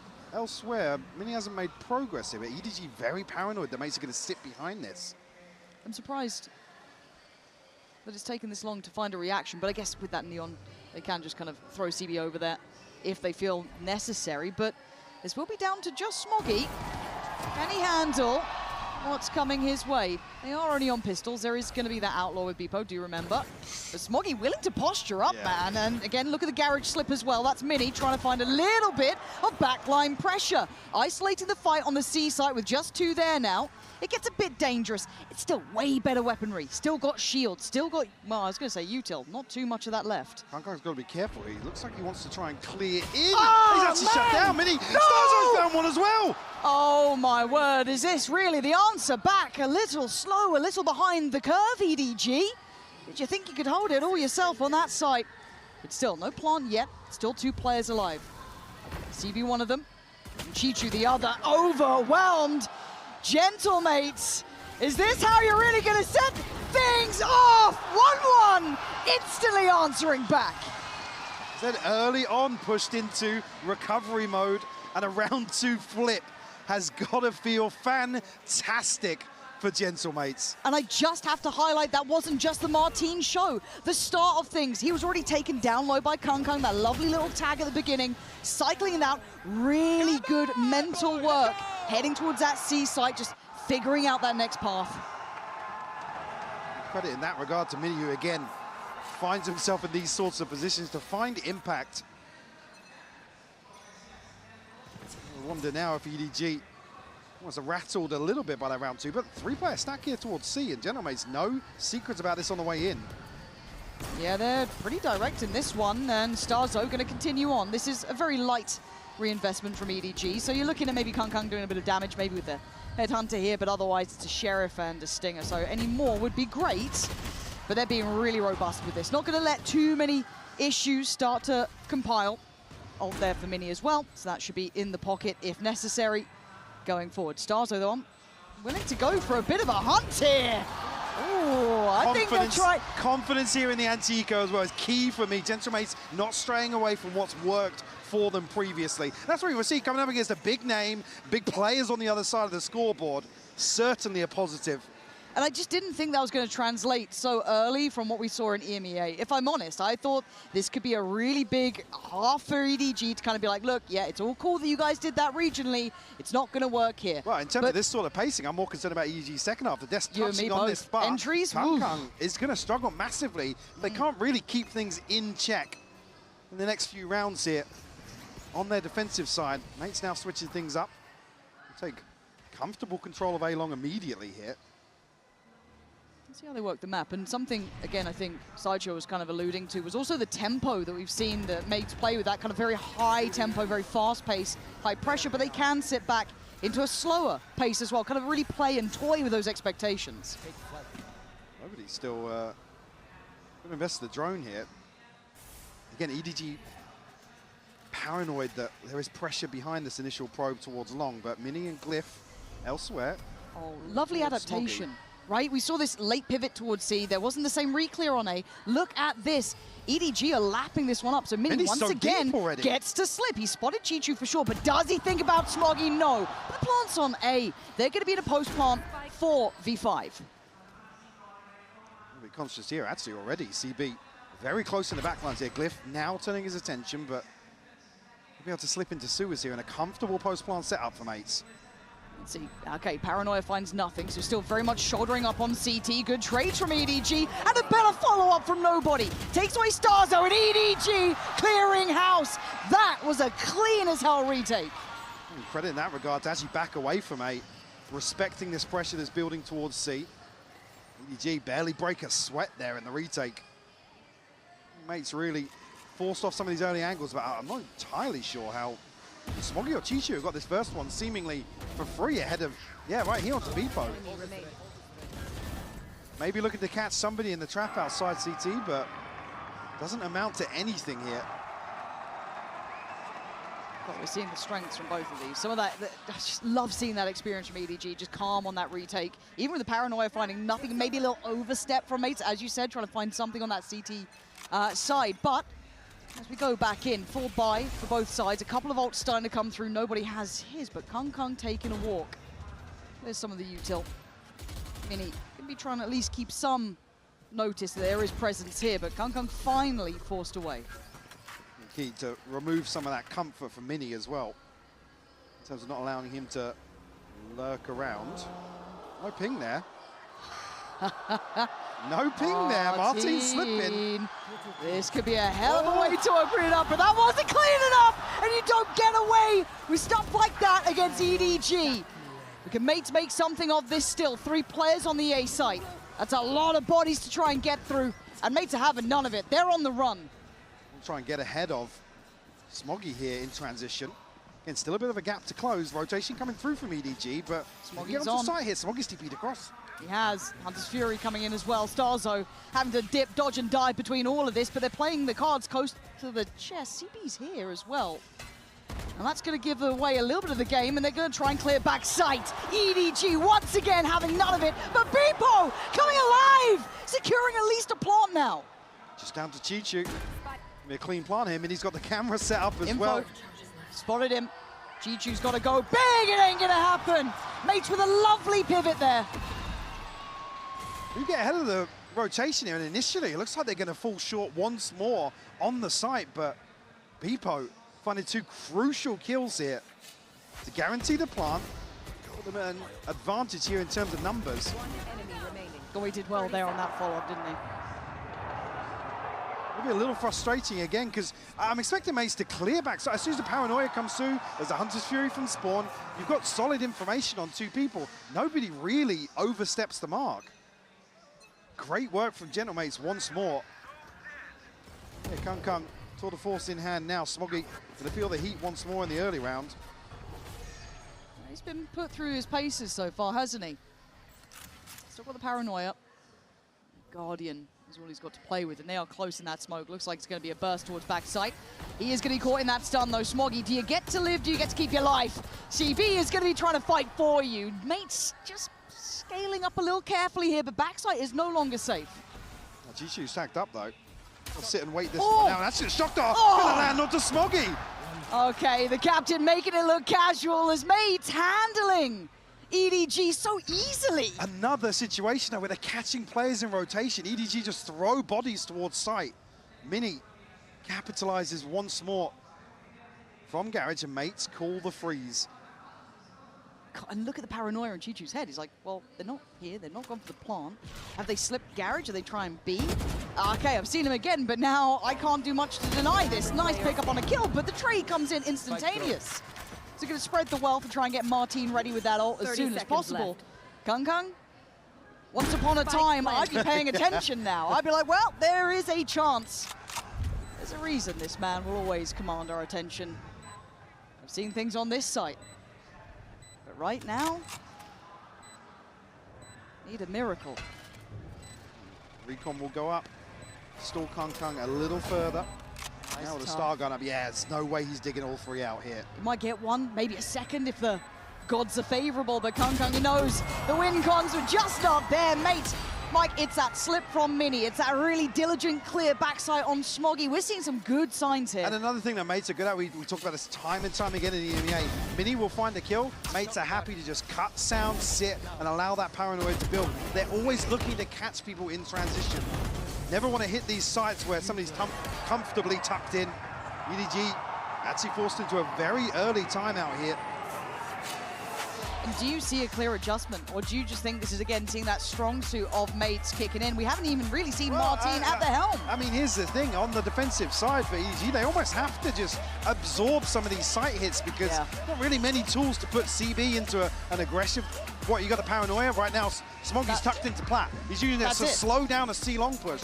There's nothing really that EDG can employ to really get the ball rolling in their favor. No tangibles. They're relying on basically being on the receiving end of some of these engagements and hoping they're going to win them. I'm a bit worried. I'm a little bit worried. Now look, they're a good caliber team, great quality players for EDG. But this is the side that I was probably least worried about. And I'm starting to see those strong suits from Mates coming online. And again, Martin is at 3 to 4 right now. He's not your headliner. It's the C site takes. It's the catching rotation. It's all these other things. To be honest with this matchup, it'd be very easy to sit here and talk Martin versus Kung. But here on Haven, I think it's more about the macro that Mates are going to employ that EDG are going to struggle massively with. They don't have enough tools to take the initiative, be decisive here, unless it's Kung swinging left, right, and center and finding kills, which again is the recipe that's worked historically for EDG. Is that what we're banking on? It feels sketchy as hell, doesn't it? But warded away. CB not going to get what he wanted at the start there, or uncollected. But Kung trying to be the difference maker. No check on the cam yet. He's found a little bit of room. And it's going to be held in place for now. And he's going to be rewarded! Well, there you go. Deadly as ever! You summon him to it, and he gets you out of danger, but still, can they still make anything else happen? You're looking at Beepo's progress here. He's got freedom. He doesn't know how much yet. Does he get ahead of Kung at this angle, though? Still a little cautious in approach. X-Factor player, man. Ooh, dealt with great from Beepo there. Good timing. And again, the composure for Mates is solid. Looking at EDG, though, still going to have the Sheriffs here, so a decent amount of threat could be potentially spurred on, but Martin wants to invest behind this, wants to ensure they have something for safety on this post plant. They have a TP to safety as well, so the plant's going to be open. Of course, further issues for EDG. Information firmly in Gentlemate's hands here, especially with the neural theft going through. Because you saw that break on the trip behind, so it could have added that additional layer of paranoia, but instantly quelled. Swoggy going to try and smoke across here. Retake was good before. These weapons. It's a lot to ask, isn't it? Especially if Mini's having a game. And really, they're just not getting play here. Struggling to find the pixels on the other side. Tap on the spike, gonna try and call in command. Someone to react, it's all too simple. Mates with a little bit of a moment there from Kung, but there was no further threat. Definitely, and what was I saying before, what's the adjustment, right? Kung starts walking mid, starts swinging C-long, or A-long even. Here, it's another example of why Mates are so good in terms of converting. This is 2 free kills, right? Yes. Gets back, TP's away. Yes, it's an anti-eco, but numbers firmly favoring EDG. And even on buy rounds, that's why Mates are so good at flipping disadvantages. Their freezes, their mid-rounding has just been sublime. Buy back in, Operator in. This could be the X factor. I'm pretty sure Kung caught maybe a pixel then on the jump spot. See how long he stays posted on this one. But for Mates, they've got to be reading the economy, understanding there's a high chance this is in effect. What's the plan? It's looking like pressure B. It feels simplistic, but it feels like maybe the right option. Do they split Garage? Can Chichu handle what's coming his way? Mini on the shoulder. Gonna catch the first glimpse. Can he stall this out? Yeah, Martin's just going to TP in. It's a free plant here. They're going to be able to reset as well. No pressure into the back lines. And Starzo. I like this. How late does he play it? You can see Smoggy's consideration. He's worried about this. Even a deeper flank from Mini. They're leaving it quite light on the B site. This could be a bit sketchy, but hard to play retake with that Operator. Martin, there he is. That's what you don't want to see here for an EDG fan, is him starting to come online. Can Mates still hold this down? I think they can. Look at Mini in the checkmate position. If anything gets deadly, he can swing in. They may be aware of it, but they can't clear it, and they know that now. Again, reading this perfectly. The Operator's on the table. They're stacking bodies to help Kung. He's not there to solo anchor. And Garage is just wide open. Mates running away with the space again. I have to say, look, as much as a lot of the praise can be put elsewhere when it comes to the kills and the flashiness about it and how it works out, these calls and these considerations are great. I want to look at Starzo for that one as well. I want to put that in towards his hands. I mean, okay. Oh, yeah. I mean, again, these are the other variables. Just like you get rounds where, okay, we just can't play. Yeah. what do we do? We're out. Yeah. Okay, glass cannon. They're trying to get this one going, right? They're trying to get anything. The finances are shattered. CB's down on the judge. There's ultimates here to play with, yes, but this time around, Kung switch things up towards C. Get a good read here with the pit being invested outside. This time around, CB tasked with holding down the fort. You can see the ping's actually over towards behind window on the back of B's side. So curious as to what the plan is here for Mates. Well, isn't it? Because you kind of want to try and find Kung, but he finds you first. People are going to know that. Now with a man to the good, can they keep control here? Again, disadvantages seem to be where Mates can thrive. Now they're going to note the judge as well, I'm pretty sure. Ooh, big chip damage, unconfirmed. But that's huge. Big damage on CB, so that's a bit rough for him, but they can reset here. Still about 50 seconds. And they're looking like they want to maybe shift away from where they saw that Operator. They have a little bit of space towards A, but certainly still guarded here by EDG. Wow. Nobody wide on that jump. Yeah, got a little sketchy. Smoggy is posted up. Oh my god, the timing, bro. Even the audience felt that one. The mate's close by, looking like a little bit of a pop on this. Can they hold from the side? EDG looking to try and create these crossfires, but he still create a bit of a problem. Martin's already taking down nobody. Smoggy is in a whole lot of trouble here. How is he alive still? Kept alive by a couple of smokes. A little bit of a shift through towards backside by Chichu. Can he alleviate that pressure? No! Glyph with it. And now Smoggy in response, still trying to hold a corner. Play something in, but mate's still trading in well. Plant should be up, but look at CB. It's an operator, though. He's got to pop the ult. He has to try and do damage. Kung is still held back by the divide. Mini denies again. Kung, you got a 1v3 in front of you once more. Just no way back in here behind the divide. Yet if CB potentially finds a kill, he's traded so quickly. Kung still out of the round.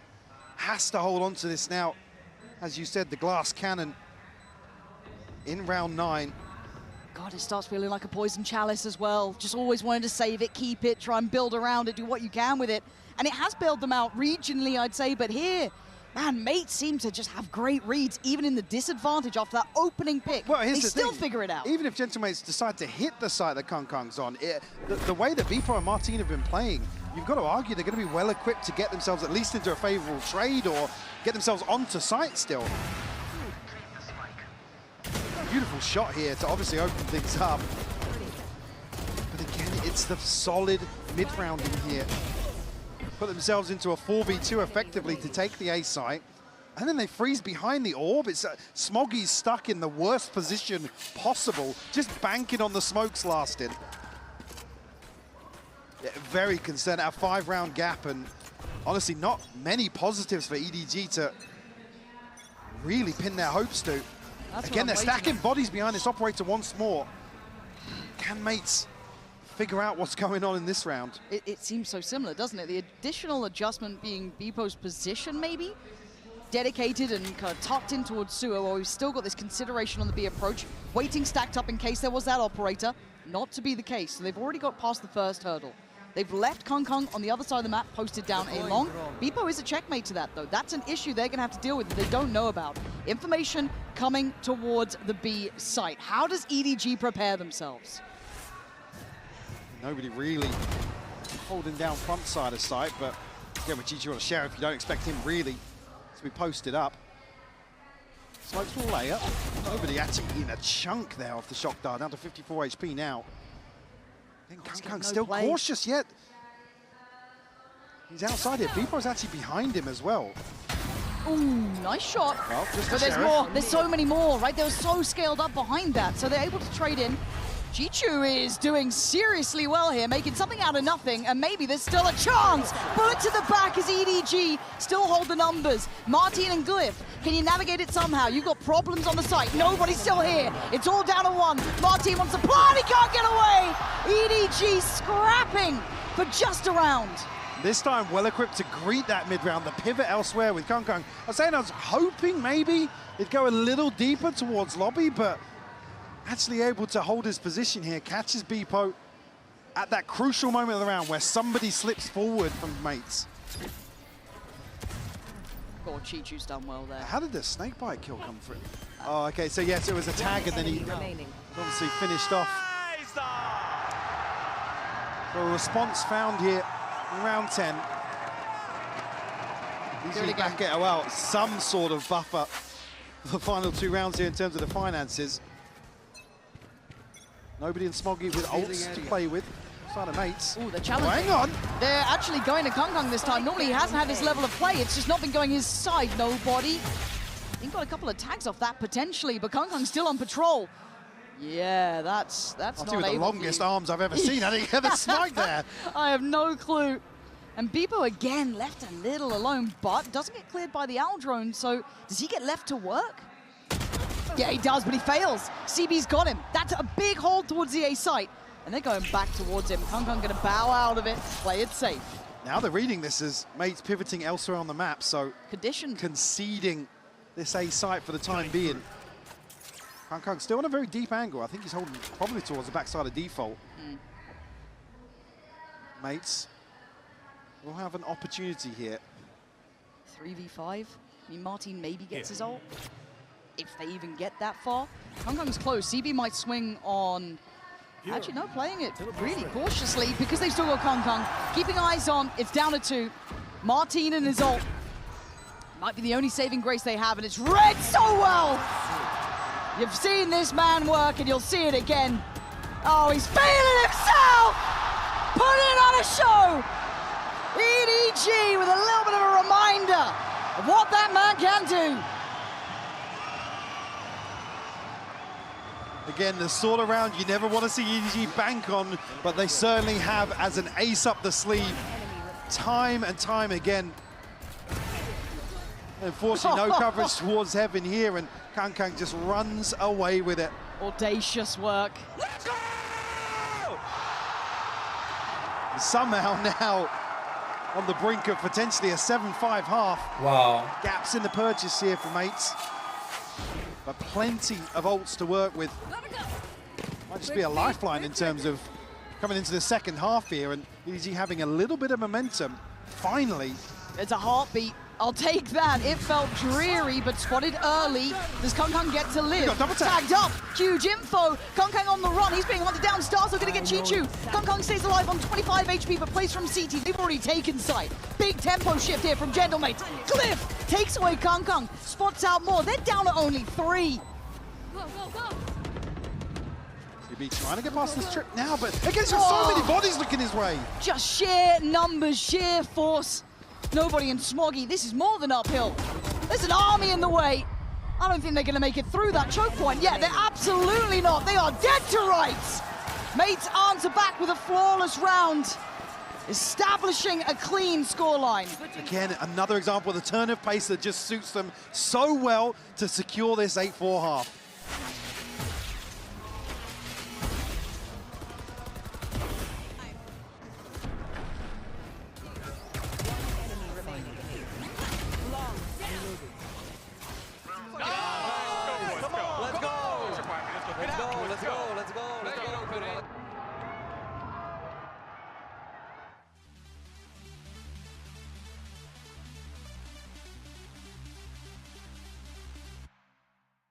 Hey guys, while this is going on, let me make...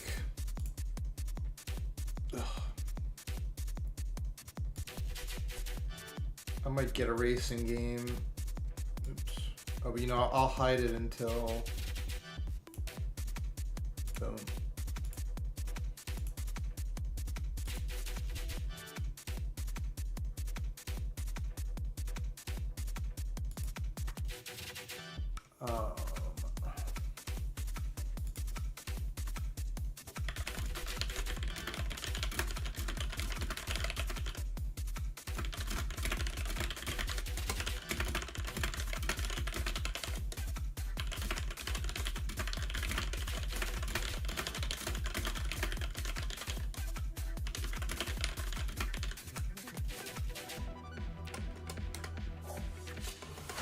Can I help you, sir? Here's the bill from the dealership where I got my... Oops, crap.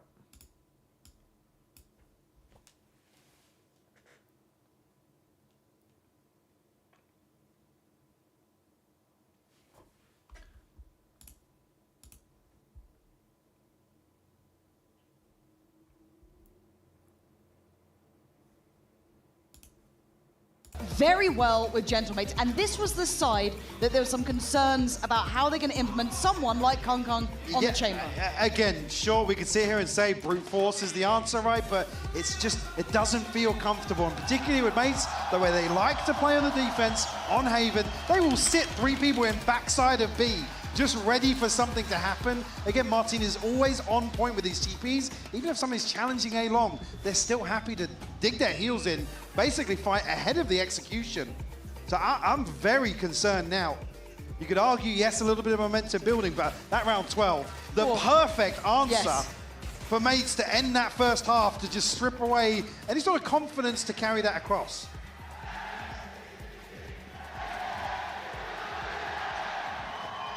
You can feel it in here, the atmosphere. Electric.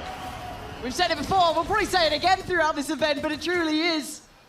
Kung wanting to start with a bang already.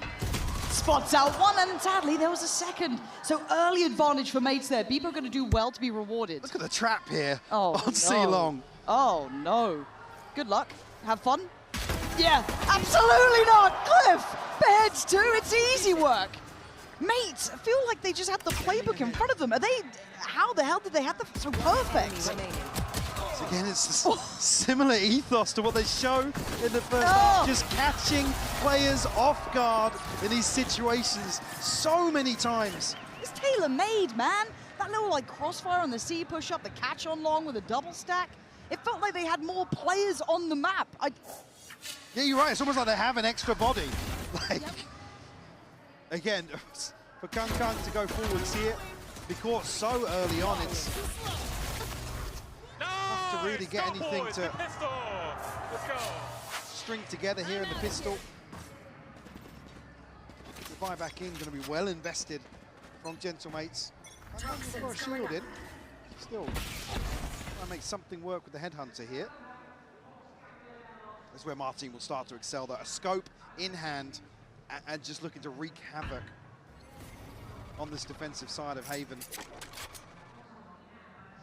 how he fares. He's currently sitting towards the bottom end of the board for mates. I mean, he's not been called upon in the same way he's had to before. I mean, yeah, fine.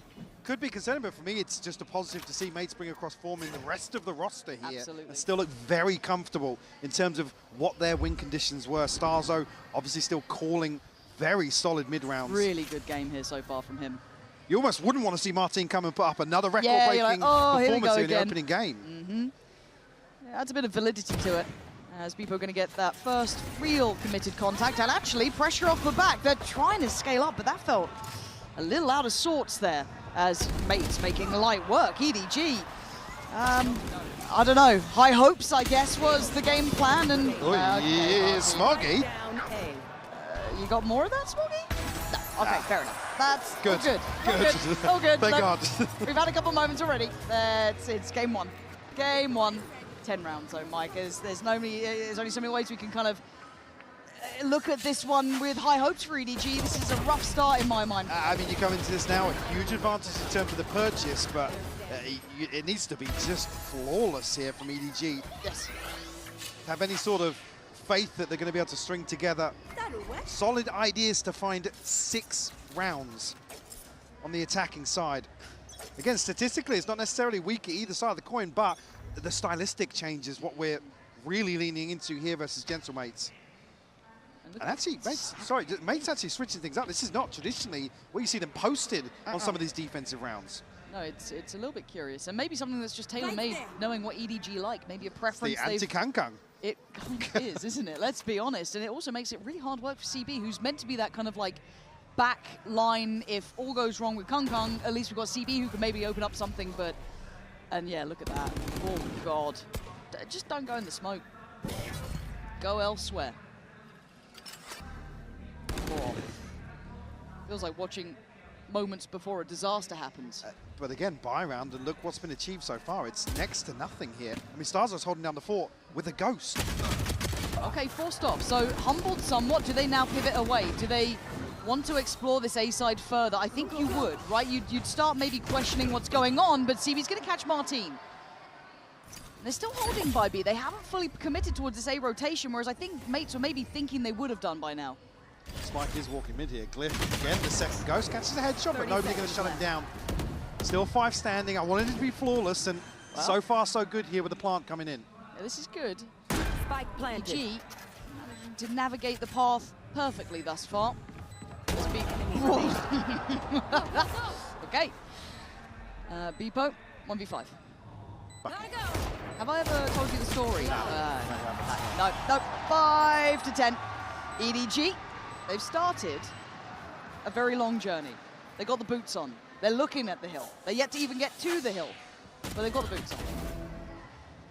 Well handled here, but obviously for mates now coming back on a purchase, you expect it to be very different. You see a similar sort of approach here. Let's go. And EDG had to take that slowly.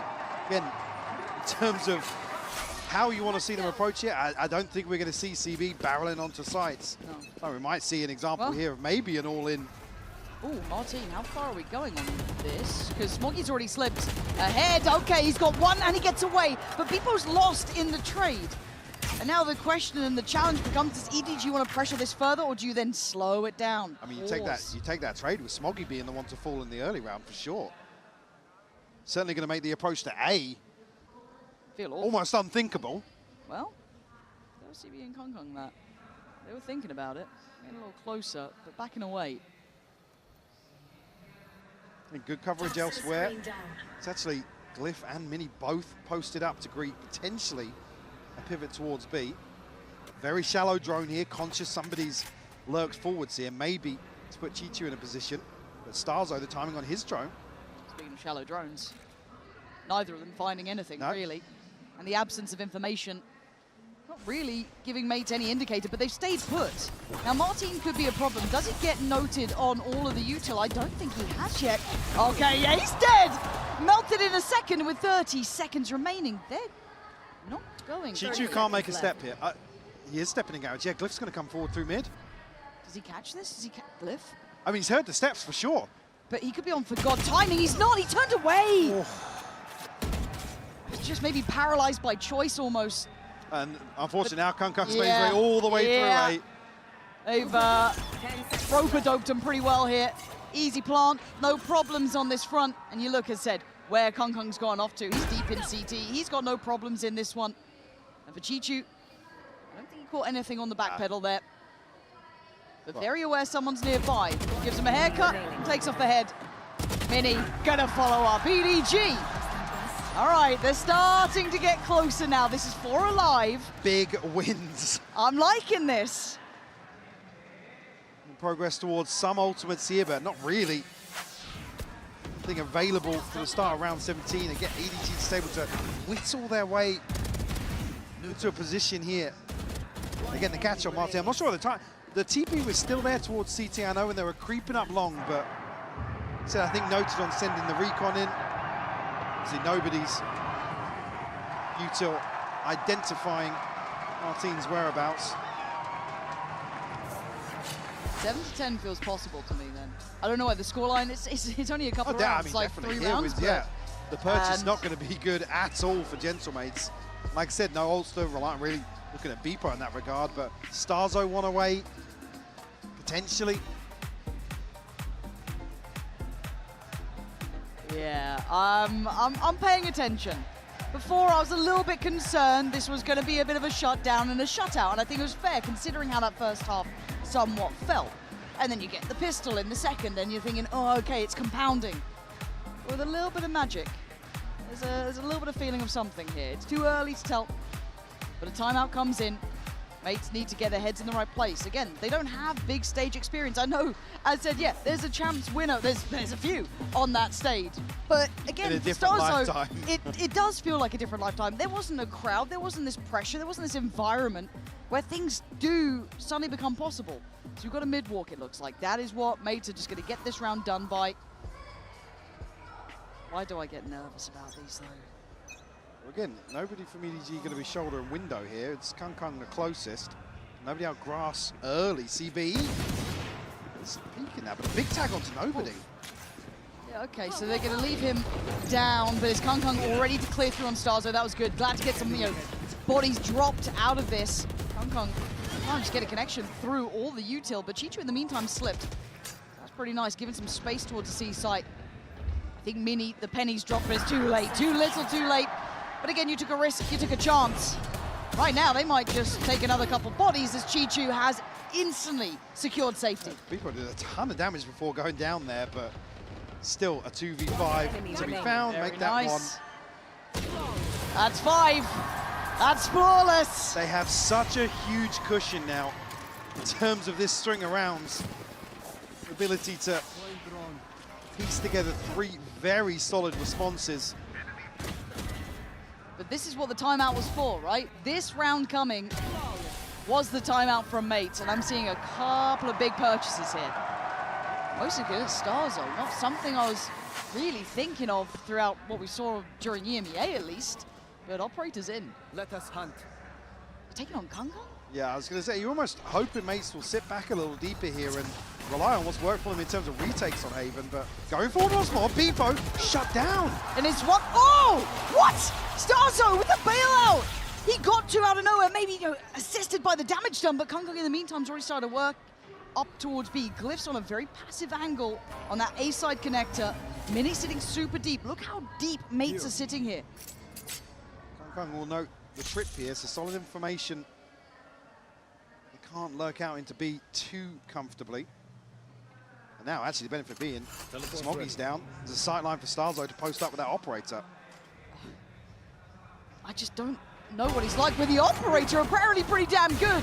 On for 3, eyeing up 4. Now drone coming in, but Kung Kung, there's a reason he strikes fear in the hearts. It's a 2v2 now. Mini's pretty far away. Starzo wants to do some more work on this, though. Shock darts burn up, so we can't pressure this plant. Trade out here with Mini. Again, the paranoia that Mini's actually lurked up behind EDG. Exchange of darts. Nobody still on site. Kung Kung behind him by quad. Nobody gonna just slip up towards BT, but Kung Kung, there's a reason you don't tussle with this man, EDG. Making it look possible now.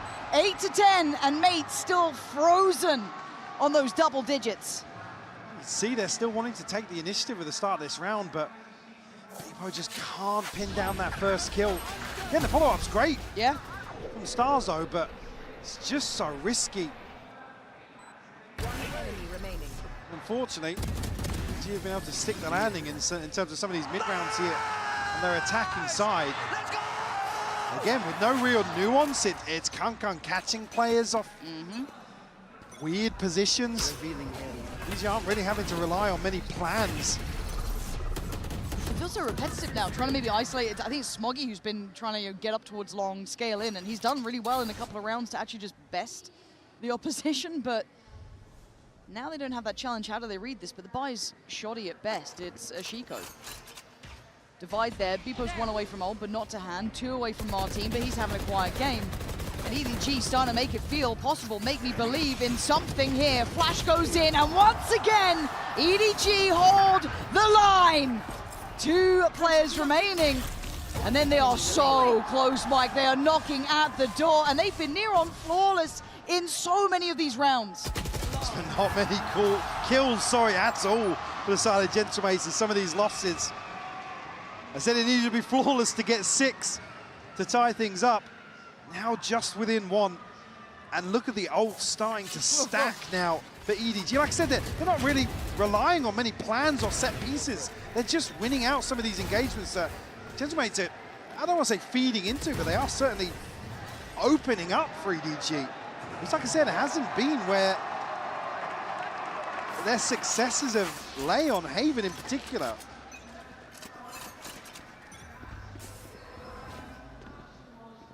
No aggression this time towards A-Long for Mates. It'll just be Martin posted up now, op in hand. Something potentially to get the ball rolling for him. Well, see Kung Kung creeping. That is a scary silhouette. He's close. Go through that protocol list of where to clear. Starzo on the A site. Chichu going to slip down sewer. I don't know if that Aldron's going to quite make it. It does. So information's there.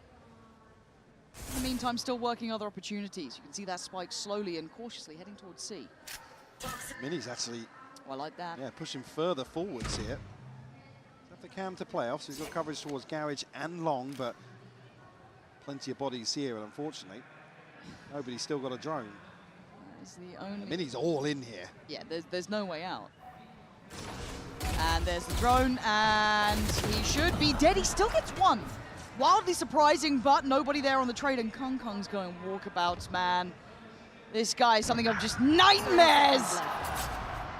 Gonna take away Glyph, and then just slice Mates in the middle, the pit on top. Wrap it up, man. Surely this is 10-10. It's got to be. Gentleman's probably now discussing that very decision. Martin does have his ultimate, but it's an Operator in hand for him. Mates have to give this up, will concede the draw. And again, it's only 1 to fall from EDG. Finally investing in ultimate. Chichu's pit to secure this C-site hold. Again, flawless and frugal. So they're so well equipped now for these rounds later on in the half. Yeah, we've got like full money on nobody. Everyone just cashed in, looking great in this. Well, now they can start taking some more risks if they want to. It's up to them. I'm concerned for Mates. Their lack of X factor with Martin is now going to becoming a question. He's 7 to 13, very quiet here. That's fine if we were still on that first half. Now, I do start putting a question mark behind it. I want to see him activate. We're seeing Kong Kong doing this. Well, I want to see a star on the other side. How many times did we see Genome sitting comfortably back as with 3 on B site on the defensive side of Haven, looking to catch players like this or looking to proactively rotate and flood sites as the spike is planted here? We're just seeing a completely different approach here. Almost a little overzealous to go forward and challenge Kong Kong.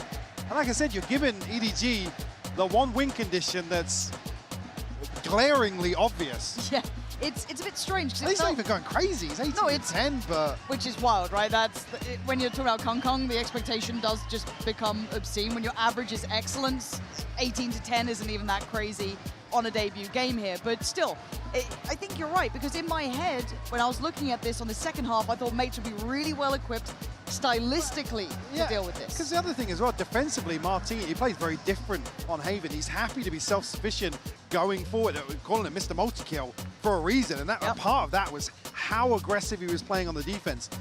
Yes, we're seeing it here, but in weird scenarios, I'll say. It just feels a little bit out of sorts, a little off timing, a little out of position, just never quite right. Time to put up or shut up. It's 10 to 10. Buy on both sides, operators in play, ult there. This is the best round for Mates to give it another go, but EDG start feeling untouchable. Set up here, EDG again. Happy to sit back in this early default. No aggression this time around, but Beepo gonna take some space behind bricks. I'm out of here.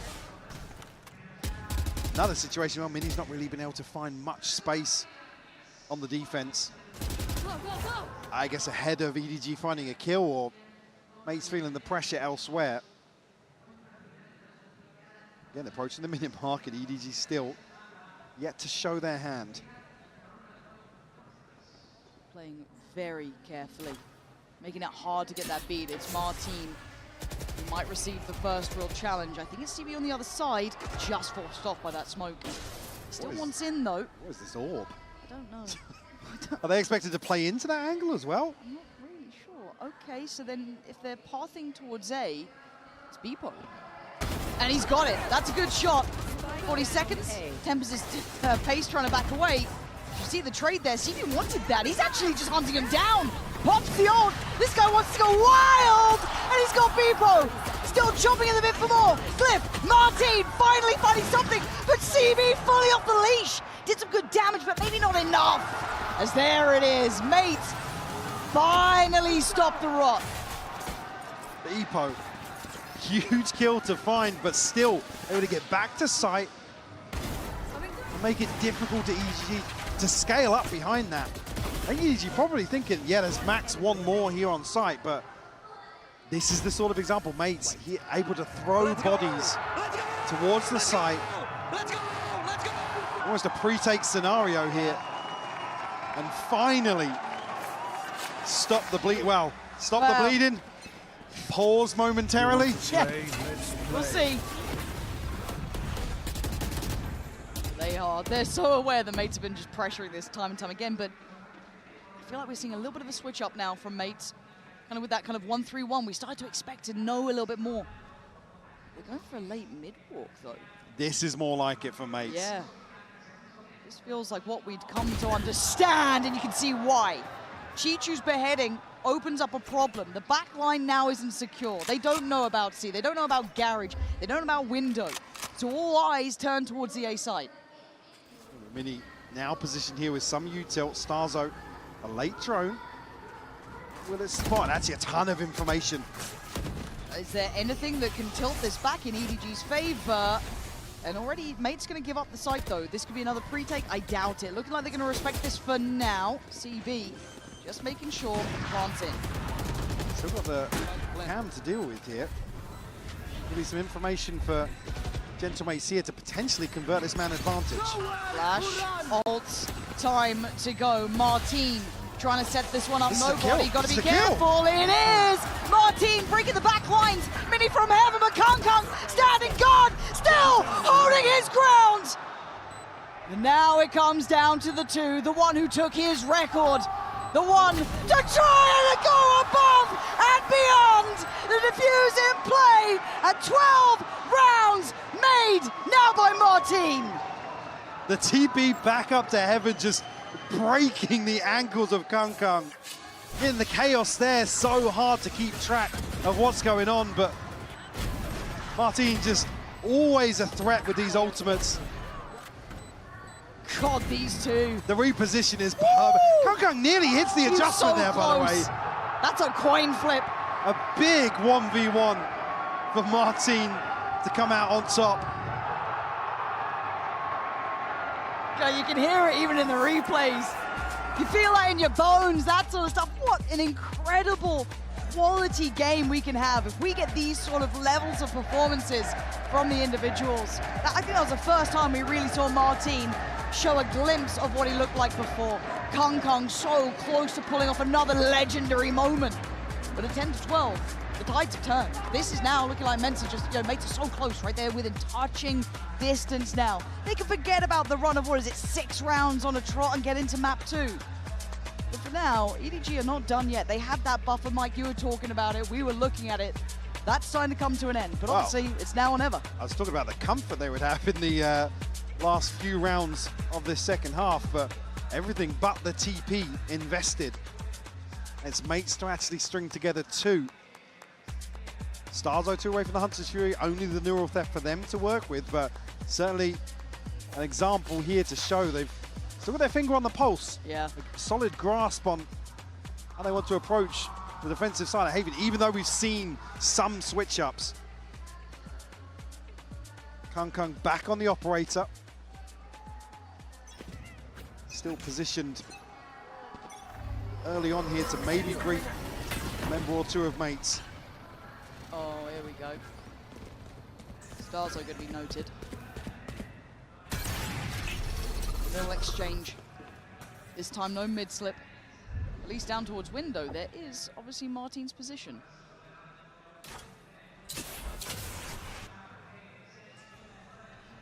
All posts outside B, and EDG starting to stack bodies behind this. Martin is ahead of it, though. Ooh, Martin! Oh, he didn't have a TP ready! Oh, it's a fumble, it's a mistake, and it's a chance. That's all that really EDG would need, but Kung's fallen and the B side is not secure. There's bodies here. Smoggy with an outrageous play towards backside.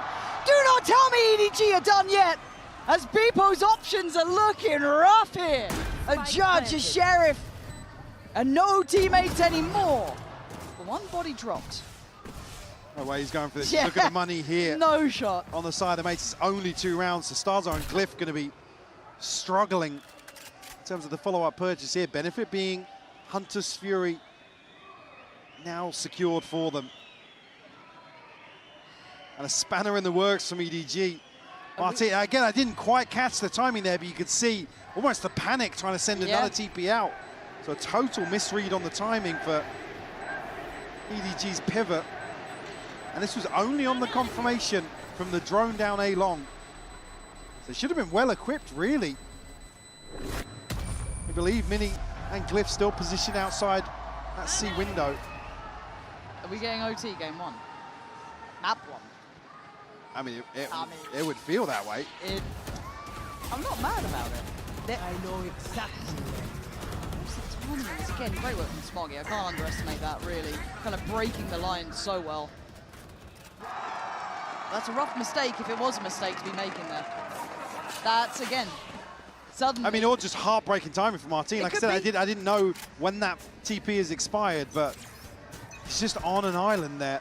And the fact that CB's shouldering it and sliding back is just insanity. Yeah, it's a 3-play walk. We got a 3-man walk down C long, jumped for now by Chichu. Okay, he gets away pretty, actually, unscathed. Down at 87, sure, but that's not a bad outcome. I believe the first time they've dealt with that trip that's posted at the end of C-Long. It won't necessarily force EDG out of this default just yet. Hunter's Fury gets posted. No connections, though. And you become coming in the end. No, nothing. They're clutching at straws, man. Double stacked up down C-Long, but I feel like you clear that now. That's just part of the protocols, but EDG not going to rush their decision. They're making the right choices. Stinger in sewers. What do you know about that? Just you wait and see what he's up to. I mean, Stars is trying to draw eyes on him, right? But good luck, Glyph. In the meantime, Chichu's still being a nuisance and a problem, right? Can just keep these players still curious about the other side of the map. But while this happens, the A site is under threat. But felt like hesitation there. That's an upgrade. What do you know about Glyph in sewers with a stinger, apparently? And now it gets a bit weird. We're at 20 seconds. Have they overcooked this, or was this the right call? We got TPs coming into backside. Blood from Mates. Mini on the swing, takes down Smoggy. Chichu trying to hold the site 13 seconds. They need a goddamn plant. 10 seconds. It's only CB left alive. Is this how it ends? That's how it closes down on map 1. 13 to 11. Dear God, we are going so deep in this series, aren't we? The resilience from Mates here to withstand this level of pressure. Again, just a cheeky kill here and there, but that's the end of map 1. We'll be right back with map 2 after this break.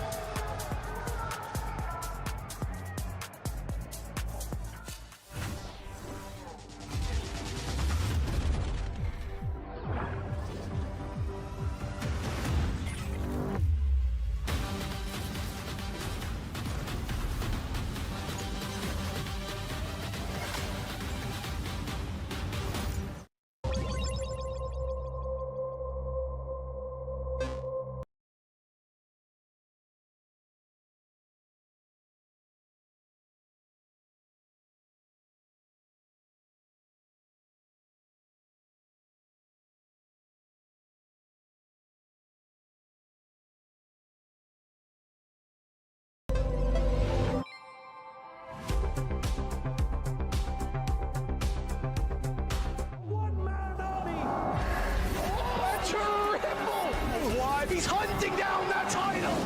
The time to write the next chapter in the esports history books is finally here. And they fold it in his hands yet again! He steps up to the plate, and he could knock this one out of the park! Now they shall be engraved alongside the greats!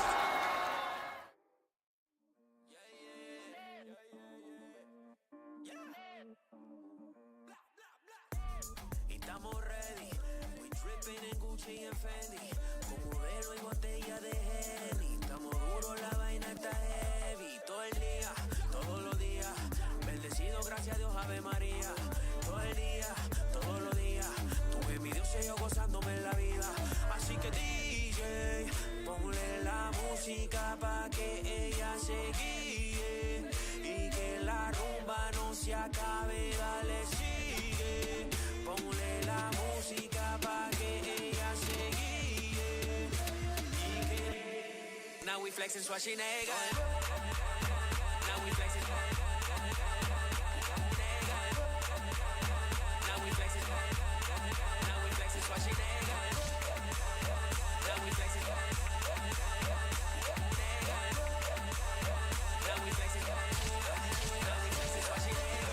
Y un saludo especial pa' todos mis haters, que estoy adelante, ya we made it.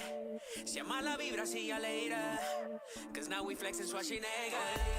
Todos los días, bendecido, gracias a Dios, Ave María. Todo el día, todos los días, tuve mi Dios y yo gozándome en la vida. Así que DJ, ponle la música pa' que ella se guíe y que la rumba no se acabe, dale sigue. Ponle la música pa' que ella se guíe y que... Now we flexing Schwarzenegger. Now we flexing This racing game is hard. That's kind of what makes it interesting. EDG gonna win next. All right.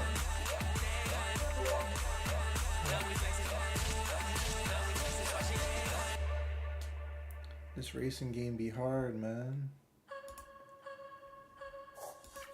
Ponla pa' subirle esa chapa, me gustan pila y tú sabes que yo soy puto y que estoy la es mentira. Full de los bolsillos pa' darte lo que tú pidas, ya están dándole a la exclusiva con un vuelo de ida. Ponla pa' subirle esa chapa, me gustan pila y tú sabes que yo soy puto y que estoy la es mentira. Full de los bolsillos pa' darte lo que tú pidas, ya están dándole a la exclusiva con un vuelo de ida. Ponla pa' subirla, ponla pa' subirla, ponla pa' subirla, ponla pa' subirla, ponla pa' subirla. Jen with Coach Paco of Gentlemates. Now, Coach, congratulations on Haven. Now, you guys must be thrilled about this map win. This is your global event. First one for the org and for most of the boys on the team. Stars' first Masters in front of the crowd, and also Martin's chance to prove himself yet again. So I just wanted to ask you, from the coach's perspective, what are your plans to manage the emotions that you guys are feeling right now? Is your plan to kind of keep the emotions in check, keep them cool and collected till you guys close it out, or is your plan to let them enjoy the moment and stay pumped up? I mean, first thing, what we want is to enjoy. We really like the crowd as it's our first international event. But we worked really hard throughout the whole year to actually be in the control of our emotions. So we want to enjoy it, but we don't want to let it overflow. And I already see a lot of the positives from this first map. And yeah, I believe that we will come even stronger in the second one. So like we will be cleaner. Okay, thank you, and I'm gonna let you go enjoy.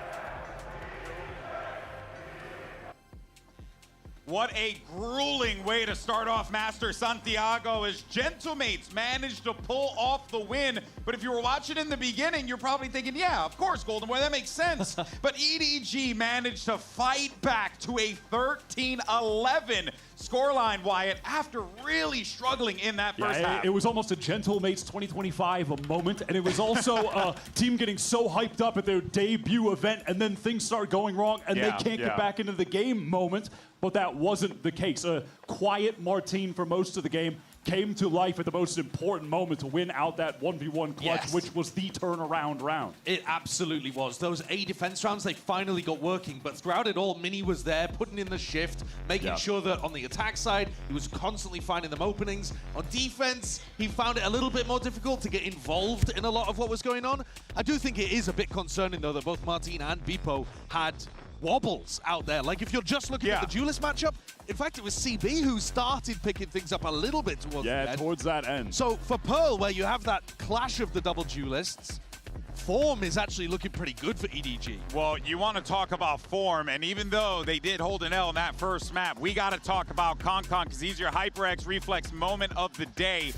You knew we were going to do it, okay? So you knew it was happening. Insane, man. He manages to put together a nasty round, 3 kills, and then he says, you know what? I want some force. And he goes for the no-scope shot. Yeah, the Aura Farm shot. That's the Aura Farm play. This is something we were talking about heading into this game, though. The importance of getting Concon on the comfort roles, the chamber, the AWP, and that was leading the way for EDG's chances of winning this map. But crucially for them, I think that's the case throughout this series. We're headed to Pearl next, where he's going to be playing Neon, one of his other dominant agents, and if they win that map, he gets to play Jet on Abyss. I think we are set up to continue to see him at his absolute best. But I'm interested how much they actually put the op in his hands. Right, because versus I think, CB. Yeah, versus CB, because I think, yes, the Neon he's great at, but actually most of what we saw here was his op was looking spectacular, like, you know, Tokyo or like you guys are pitching me on the whole, hey, he's not going to be upping that much, and it turns out that was not the case. Only on this map, and maybe Abyss as well. He's not opping on Phoenix, but we're not getting that today. But I think that his rifling, I thought it was, in the moments we saw it, actually really good, too. Good. I think he's still, going to be on point in that way. Like that one round where he did almost clutch, it was the Martin 1v1, but the switch from the AWP to the rifle, instant headshot, like, he still had those moments. I think he's going to continue the form. I think if Concon had pulled off that round, and if Martin had not made the hero play, they were going to win that game. And now you're kind of in this conversation here where we're waiting to see how things are over in the EDG camp, but I am curious how this map, too, is going to play out, right? Pearl is coming into play here, Sideshow. I mean, and guys, there's just like a lot of opportunity here for EDG to really step it up, as we've already seen. And I thought we were going to see a team that was struggling, and instead we ended up seeing the opposite. Yeah, in terms of attack side calling, I really liked what Starzo was bringing out. He was running these like fast conditions, pump the brakes, and then see how maybe Mini can open up an objective somewhere. Sure. But on the other side, they were getting really effective contact plays out of EDG, walking up on somebody down A long and then surprising them springing into a post-plant scenario. And Chichu was finding those same lurks. Like, this looked like a team that actually knew what they were doing on attack, which that was my big worry for EDG, was maybe they're just going to fumble around on their attack side and it's going to look a bit lost. I was really impressed when EDG were on attack with their ability to nullify the aggression that was coming from Gentle Mates early. It felt like no matter what they were throwing at them, EDG had their number. They were trying to mix things up where you saw early, for instance, there was the Neon plus Martin Yoru pushing down A long, wasn't working out. Then later in the half, they mix it up where Martin has the clone going down A long with Beepo, but he's actually pushed deep into mid. They catch Martin there. There was only maybe 1 or 2 rounds, I think, where Mates actually got something productive accomplished with the early aggression. So I was really impressed with that aspect of the attack side play from EDG, which will hopefully for them continue on to Pearl as Mates just play double duelists everywhere. We're going to get Neon and Yoru again. So yeah, it's well, not like let's the game actually plan's shifting. let's see what's going on over in the EDG camp, because we do have Coach Autumn with some words with Jen Lee. Jen here with EDG's Autumn. Now Autumn, Haven slipped away, but it was so close, and utilizing Kongkong on the operator was a huge win condition for EDG. Now moving on to Pearl and Abyss potentially. CB will be that guy on the Yoru facing Martin on the other side. What are your expectations and how important would it be for CB to perform? 감독님, 확실히 좀 헤이븐에서 캉캉 선수의 오퍼레이터를 최대한으로 활용해주는 게 굉장히 중요했는데 헤이븐을 내주고 말았잖아요. 이제 남은 2세트에서는 CB 선수가 요루 대결을 말틴 선수 상대로 잘 펼쳐줘야 할 것 같은데 좀 어떻게 보시는지, 그리고 어떤 부분에 집중하면 좋을지 궁금합니다. CB 같은 경우에는 요루를 하고 있지만 저희가 CB 선수를 사용하는 방법은 그 마틴 선수처럼 이제 캐리롤보다는 좀 팀의 플레이메이킹적인 부분을 많이 부탁하기 때문에 사실 운영적인 부분에서 CB 선수를 기대해야 될 것 같고, 화력으로 봤을 때 이제는 에이스 대결은 결국 캉캉 선수가 첫 경기랑 똑같이 해야 될 것 같습니다. Well, CB, although he's on the Yoru, the same agent as Martin, they play a bit more different. We're not asking him to be the hyper carry of the team like Martin with Gentle Mates. The way we run him on the Yoru has to do with our strats more. So in terms of firepower, matching up with Martin and Gentle Mates, I think Kongkong would have to keep the firepower up and put out his best performance. Now, thank you, Autumn, and good luck. And seeing CB more a part of the structured approach and slowing down the speed by, let's say, at least 20%, I think will be helpful for him, because there were moments of overheat, a lot of deaths off, sliding in, playing a bit over aggro, and I do think a slight pace adjustment from him could be the recipe for a better map too, though I think he did start to play better as that map went on. Well, EDG are going to start on defense, and that's where you have to pay attention to the Yoru gate crashes and how they create these strong and weak sides of the map. And I think that has been a real critical issue for me with a bunch of the Chinese teams actually, but EDG in particular, is that they do seem to be a bit poor on Pearl at constructing good defensive setups for themselves. They leave gaps in areas, and CB does tend to like waste his second gate crash, kind of collapses your macro a bit once you get a minute into the round. There are going to be opportunities here for Starzo to get another lead, but we already saw them get an A4 lead and they almost threw it away. I feel like this game, really should come down to one huge aspect of the meta right now, which is the marginal differences in the strategic fundamentals of the teams running Yoru. And there is, I agree, just a gap with Gentle Mates, one of the best Yoru teams, and EDG, where I do think also in this double duelist meta, that margin has to be made up for by pretty much straight up firepower. Which it kind of was on Haven. Kongkong almost made up for it with just that. So maybe they can do it on Pearl, which I feel like is a pretty good targeted pick, pretty much at the bottom of the pool for EDG of the maps that they've been playing, losing to teams regionally that are even behind the meta on it. So All right, well, here we go. Agents coming in, and as you guys were talking about, Kong's going to be going to that Neon. You also have CB on the Yoru, so we'll be keeping eyes on that. But you can't forget about Martin and Beepo. These guys, this tandem duo has been deadly for the mates, and they're going to continue this here. Well, they've been deadly for mates domestically, haven't they? But That's from true. what we've seen,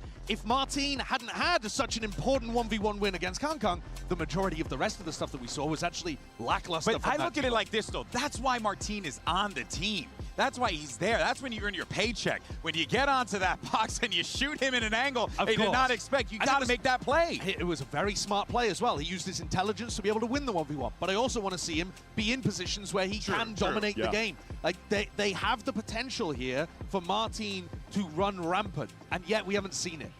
I'm also going to be looking absolutely towards Mini to continue the performance from that he was phenomenal. first map, because he was the one putting them in consistent positions to win the attack rounds off the back of great calling from Starzo, who in turn was putting Mini in good positions where he was getting great lurks through Garage. I think Pearl is another great attack side lurking map. Cypher not super common here. Defensive setups can be awkward at times, but there's a lot of lanes on attack I feel like that you can exploit. And the Cypher ult was actually super valuable on Haven. Every time he got it off, it would inform Starzo as to where to pivot. And that's not a tool that EDG have access to. Folks, this could very well end in a 2-0 here. But if there's one thing we have learned from EDG over the years of watching this squad, you cannot count them out. Here we go. Map 2 is about to begin. Let's send it back over to your casters. Here's Pansy and Hypoc for the call. I like the call to action. I like what the desk is saying. We need more from mates. If they want to continue and keep my attention on them, especially here, I need more. But Mike, where do you stand on this? It was a close map one. 13-11, a corner check or not is a difference in a win. Is that going to be the same in this situation? Do you think it's going to be that close here? I feel like it might be, yeah. Obviously, Martin, call it the elephant in the room. Yes. Again, mates still winning out on an aspect of their play style that looked solid domestically. Issue being, they could rely on MEA or Martin just hand delivering rounds on his own. We didn't see that. It was a 13-11 scoreline. That's how close it got. Can Martin bounce back here? Is certainly what I'm asking. Because EDG individually, I'm not too worried about Kong yet. Maybe I will on the Neon. Let's find out. Smoggy with the first challenge, going to take away Martin. And already a very direct approach, tailoring towards the B side of the map. Kong getting curious and takes away the head. Beepo's down and looking for some more here. Kong not really resting. Very proactive work from EDG. Oh, come on! Come the hell on! And just caught totally off guard here by the mid-crunch, and Kong runs away with the pistol round. Spike caught a million miles away from where you'd expect it to be. Beepo and Glyph are close enough here where they can double swing onto this angle. The 3K from Kong to kick off map 2. And again, you can get into the comp discussion here as well. Chichi's going to struggle massively in terms of solo anchoring here on the Killjoy, but look for those sort of plays from EDG to really disrupt Gentlemates in the mid-round. Now, if I'm not mistaken, on map 1, we had a round 2 flip coming in from very little investment. I doubt it's going to happen here as Kong once again starts to do what he does best. Going to find 2, tease up the rest, and that weapon should be policed here as well, so shouldn't be a problem on that. Glyph and Mini both trying to make some pressure happen, but I think the door's somewhat shut in this. So nobody will spot one of the players. Mini does have a sheriff, so that could catch them off guard. You're probably going to read into that sound cue now that there are 2 players here. Mini does find one. Chichi will fall. Good for a second though. CB to seal the deal on a second here. Yeah, 3 Bulldogs, I think, remaining. Yeah, so they should be happy enough with that. For mates, certainly on this attacking side here, we'll see them be decisive early on. Certainly don't want to see them shy away from some of these engagements because, like I said, Haven was kind of the story of Gentlemates setting EDG up to be the ones to take an advantage early on. And whilst mates have been fantastic in terms of recoveries, it's just not something you want to play into versus EDG. Every focus towards mid early on here for Mates. Should have a good feel of where Chichu's going to set up early on here as well. See previously that contact off the turret here into Art. Team going to take away some of the tools available to EDG. And still the alarm bot to deal with, and actually CB is slipping deeper and deeper on B long. God, I was a little bit worried when he's got the spike on him and he's, I mean, not vulnerable there really, but he could get isolated and already CB comfortably picking up Mini in the end, took a little bit of damage for it, but that's fine. But Kung Adrift does open up a window of chance. Nobody's only got a Sheriff, and that's going to be incredibly hard with people doing that. See enough room to work now. They can scale in. Very pacey decision here on the other side of the map to capitalize on this. Chichu now locked out of sight. The Sheriff to hand. Starzo a tap on the spike will probably draw him closer in the smoke here, but Martin just on the outside of it. He's thinking about it. He was thinking about it, but again, the window of opportunity becoming very, very minimal. Not going to get much done. Full standing for Mates as they make it through the first kind of hurdle that was more on their favor. Got to be conscious here of CB. Feels as if there's some space to play into outside B, because Mini, again, yes, that's why I said a map where you can find a lot of space in terms of lurking, but Chichu has a solid hold on these mid doors. It's really that engagement between Mini and CB in this sort of round that can be very, very deciding in terms of forcing Mates to make those pivots. Yeah. Basically pulling the pin out in terms of mid-rounding for Starzo. And we go again. You already noted that B engage, that B brawl. This is good though for Mates, showing presence here early. CB gonna have to respect that and fall away, leaving just one. And Smoggy's down, so they've actually come up with a conclusion pretty fast, and actually a solution as well. Martin gonna take away CB, as now the gates towards the B site, I do want to say are open, but Kung's a little bit close and I always get a little bit scared. Spike. Connection on the shock dart here from nobody. Actually, Kung going to find Beepo though. Kung's starting to build in here. He's got a fight on the backside, but Mini's won it out. That's brilliant from him. Can't double down. Chichu steps in, steps out. Nobody now in a 1v2. Both playing towards long. Look for an angle. He almost caught Martin there for a second. But man, this is a tough post plant to break. Glyph going to hopefully play to the time he does. Really smart stuff. Mike, it feels like you read that one as well, but Mates instantly wanted to correct any sort of errors there. Yeah, bigger picture-wise, this is such a crucial round to keep EDG in check in terms of finding explorations across the map. Smoggy just caught completely blindsided by this reveal. Maybe a little bit of a miscommunication there between CB, because he feels the pressure as well. Yeah, crucial in terms of information available at the start of these rounds. EDG back down on pistols, but Kung does have his ultimate already here in round 5. And does he get a chance to do much with it? Nobody that's ambitious, as Kung's killed Beepo and he's gone away, and now there's 3 players here. That's not how you'd expect that to pan out. Oh, available when he gets the classic kill regardless, when it looks like Mates have a punish on the orb. And now they're clearing behind them. If CB's timing's right, if he plays it just right, this could be so nasty to try and re-clear. You just feel like you have no map control. You can already see that Mates are trying to backpedal away, kind of re-clear this space, so they had no idea of what's been going on. What's just happened? They didn't have anybody to insert into double doors, so... Does he get cleared diligently on this, do we think? I'd be astonished if he gets away with it. Oh my God. CB is on an absolute position. Oh my God, he gets 2! The dream is still alive for EDG, and the map feels unsure for Mates. They don't know where they want to go. Send Martin forwards here to try and plant the seed towards B. The Glyph's going to be caught. His steps are going to be heard. Nobody's got full information here. It's only a classic, but that might be more. Oh! No! Okay, it's okay. Everything's okay. How did Glyph lose that? I don't know what's gone on here. Martin has just felt the walls closing in around him. Wrap this round up and forget about it if you're Mates. For EDG, it's a dream come true.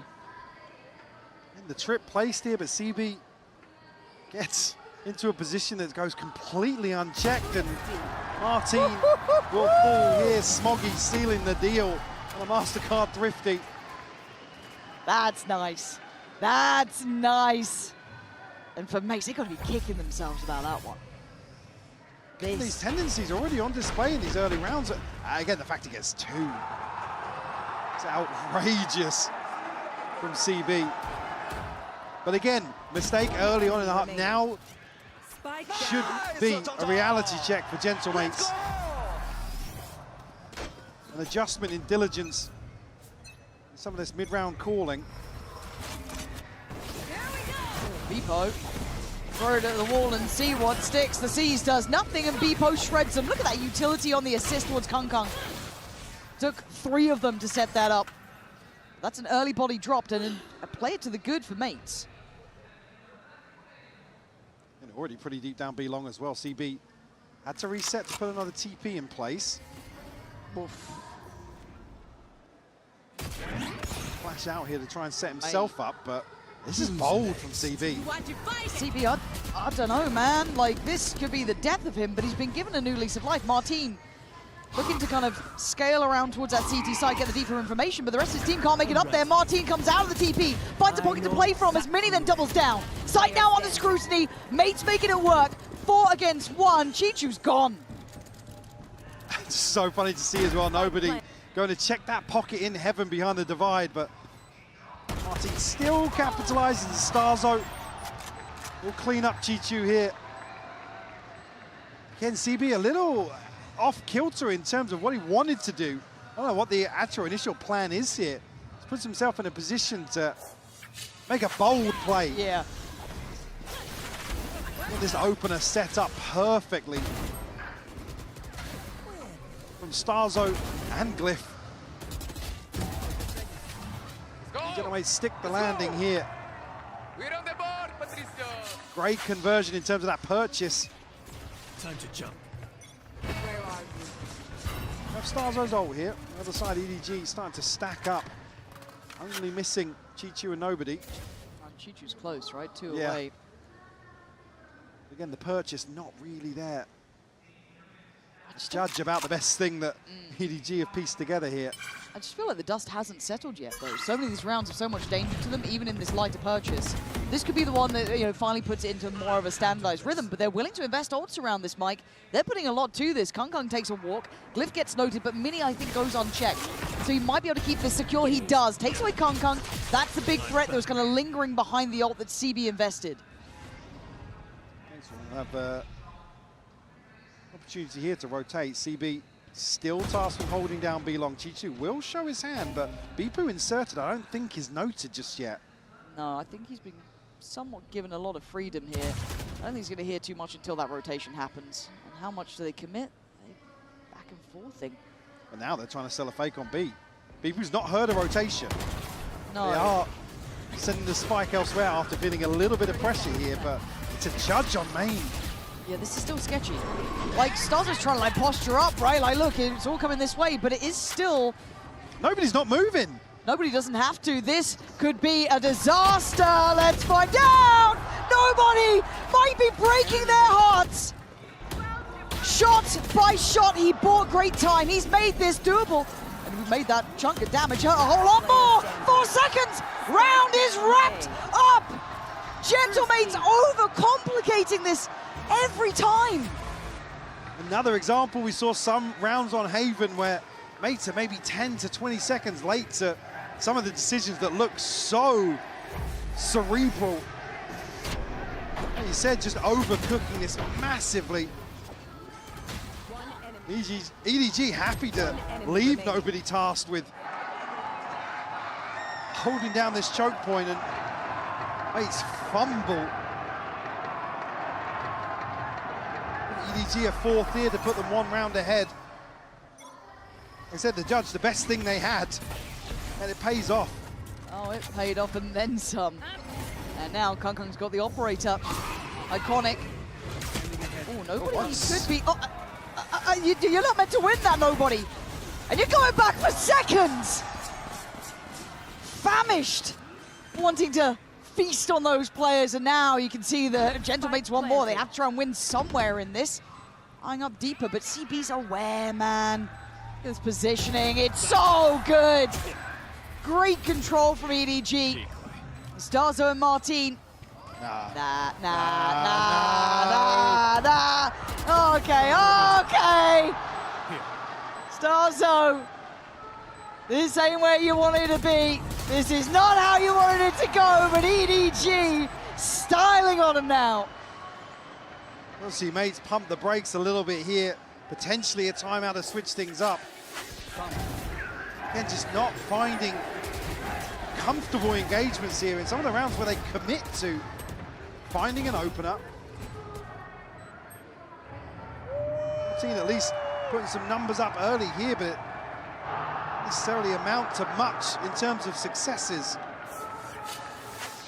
Don't see a timeout before round 9. The bye still here for mates. A little bit surprised at that. I thought maybe they'd want to. Bit of perfect timing for one, yeah. Okay, wait and see, I guess, but going back towards Kangkang, you're going back towards A? Just don't feel like they have the solution yet. So we're going to learn on the fly if they do. Pro trying to take some space. He's going to win out towards A main, but waiting on the other side. The one slows down the initial hit. He's still got room to play, and you can see that temptation there. They are going to try and scale through. Kangkang waiting with, I believe, a shorty there as well, just in case anyone dares come closer. It was nobody to try and be brave. Fight forward. EDG trying to play in the cut almost there. But for now, Smoggy on a bit of an island. Kangkang looking for a pixel out of place. Not going to be given a chance just yet. Chichu want to lead the charge here, but isolated. It's about time to call a cancel here for EDG. Hold on to this operator, and an all-in approach from Gentlemates will net them a 4th here. Yeah, maybe not seeing the timeout. It could be that the approach isn't the issue here. Yeah. Send Kangkang and Smoggy packing. Starzo on the hunt, though. I mean, you remove this operator, it could be key. You look at some of the funds on the other side, still comfortable, but certainly would love to force that repurchase if you can. I don't think it's going to be able to make it to either of them, sadly, in time, though. So we'll be able to kind of keep what they've got here for Kangkang, the operator, and of course the Vandal for Smoggy. But for Mate's very directed approach, nicely done to kind of ward away Kangkang from that. He was unable to really get anything done. The rest of the team trying to play in that weird little in-between timing before the plant goes down. But even then, that was kind of hoping for the best, really. But can you keep doing that? Well, this is the sort of round where, again, Kangkang initially has posted so deep. You've got to credit mates in terms of the placement of utility here, mitigating that risk of the operator on the way in. I just want to see repetition. I'm not sold yet. That's not giving me enough confidence just yet. Trying to be a little bit tricky again, but this time 3 towards the B site. And if mates carry on this way, this is the right place for EDG. Yeah, EDG reading the switch up here from mates. An extra body could certainly catch them off guard. Still another 15 seconds for CB, to post up here on the back of that TP. Eyes above. Beepo could be a problem. Spot!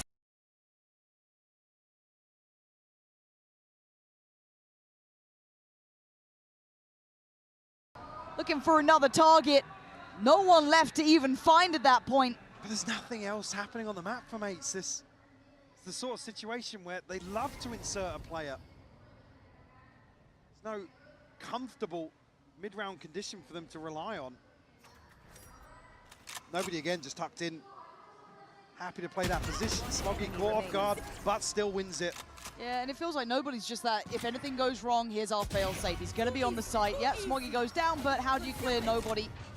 Glyph would need to go nuclear here, and look at the just creeping down. We saw him! That's a barrel! That's a barrel and a body! Hold on. It's game back on. He's feeling it. Oh, Chichu! That's gutting, man! Just as he considers the divide. Just as it became almost possible. Heartbreak for Glyph there in a situation that ultimately set out to. I mean, he was insane in terms of clutches back in the EMEA. Oh, God, Chichu. That's an awkward angle. Yeah. It's tough to see the divide go off as well. Possible. Especially because we know what that wombo combo for mates is. Martin actually has his ult now, so the divide, that cheeky little piece that mates like to rely on, not going to be available for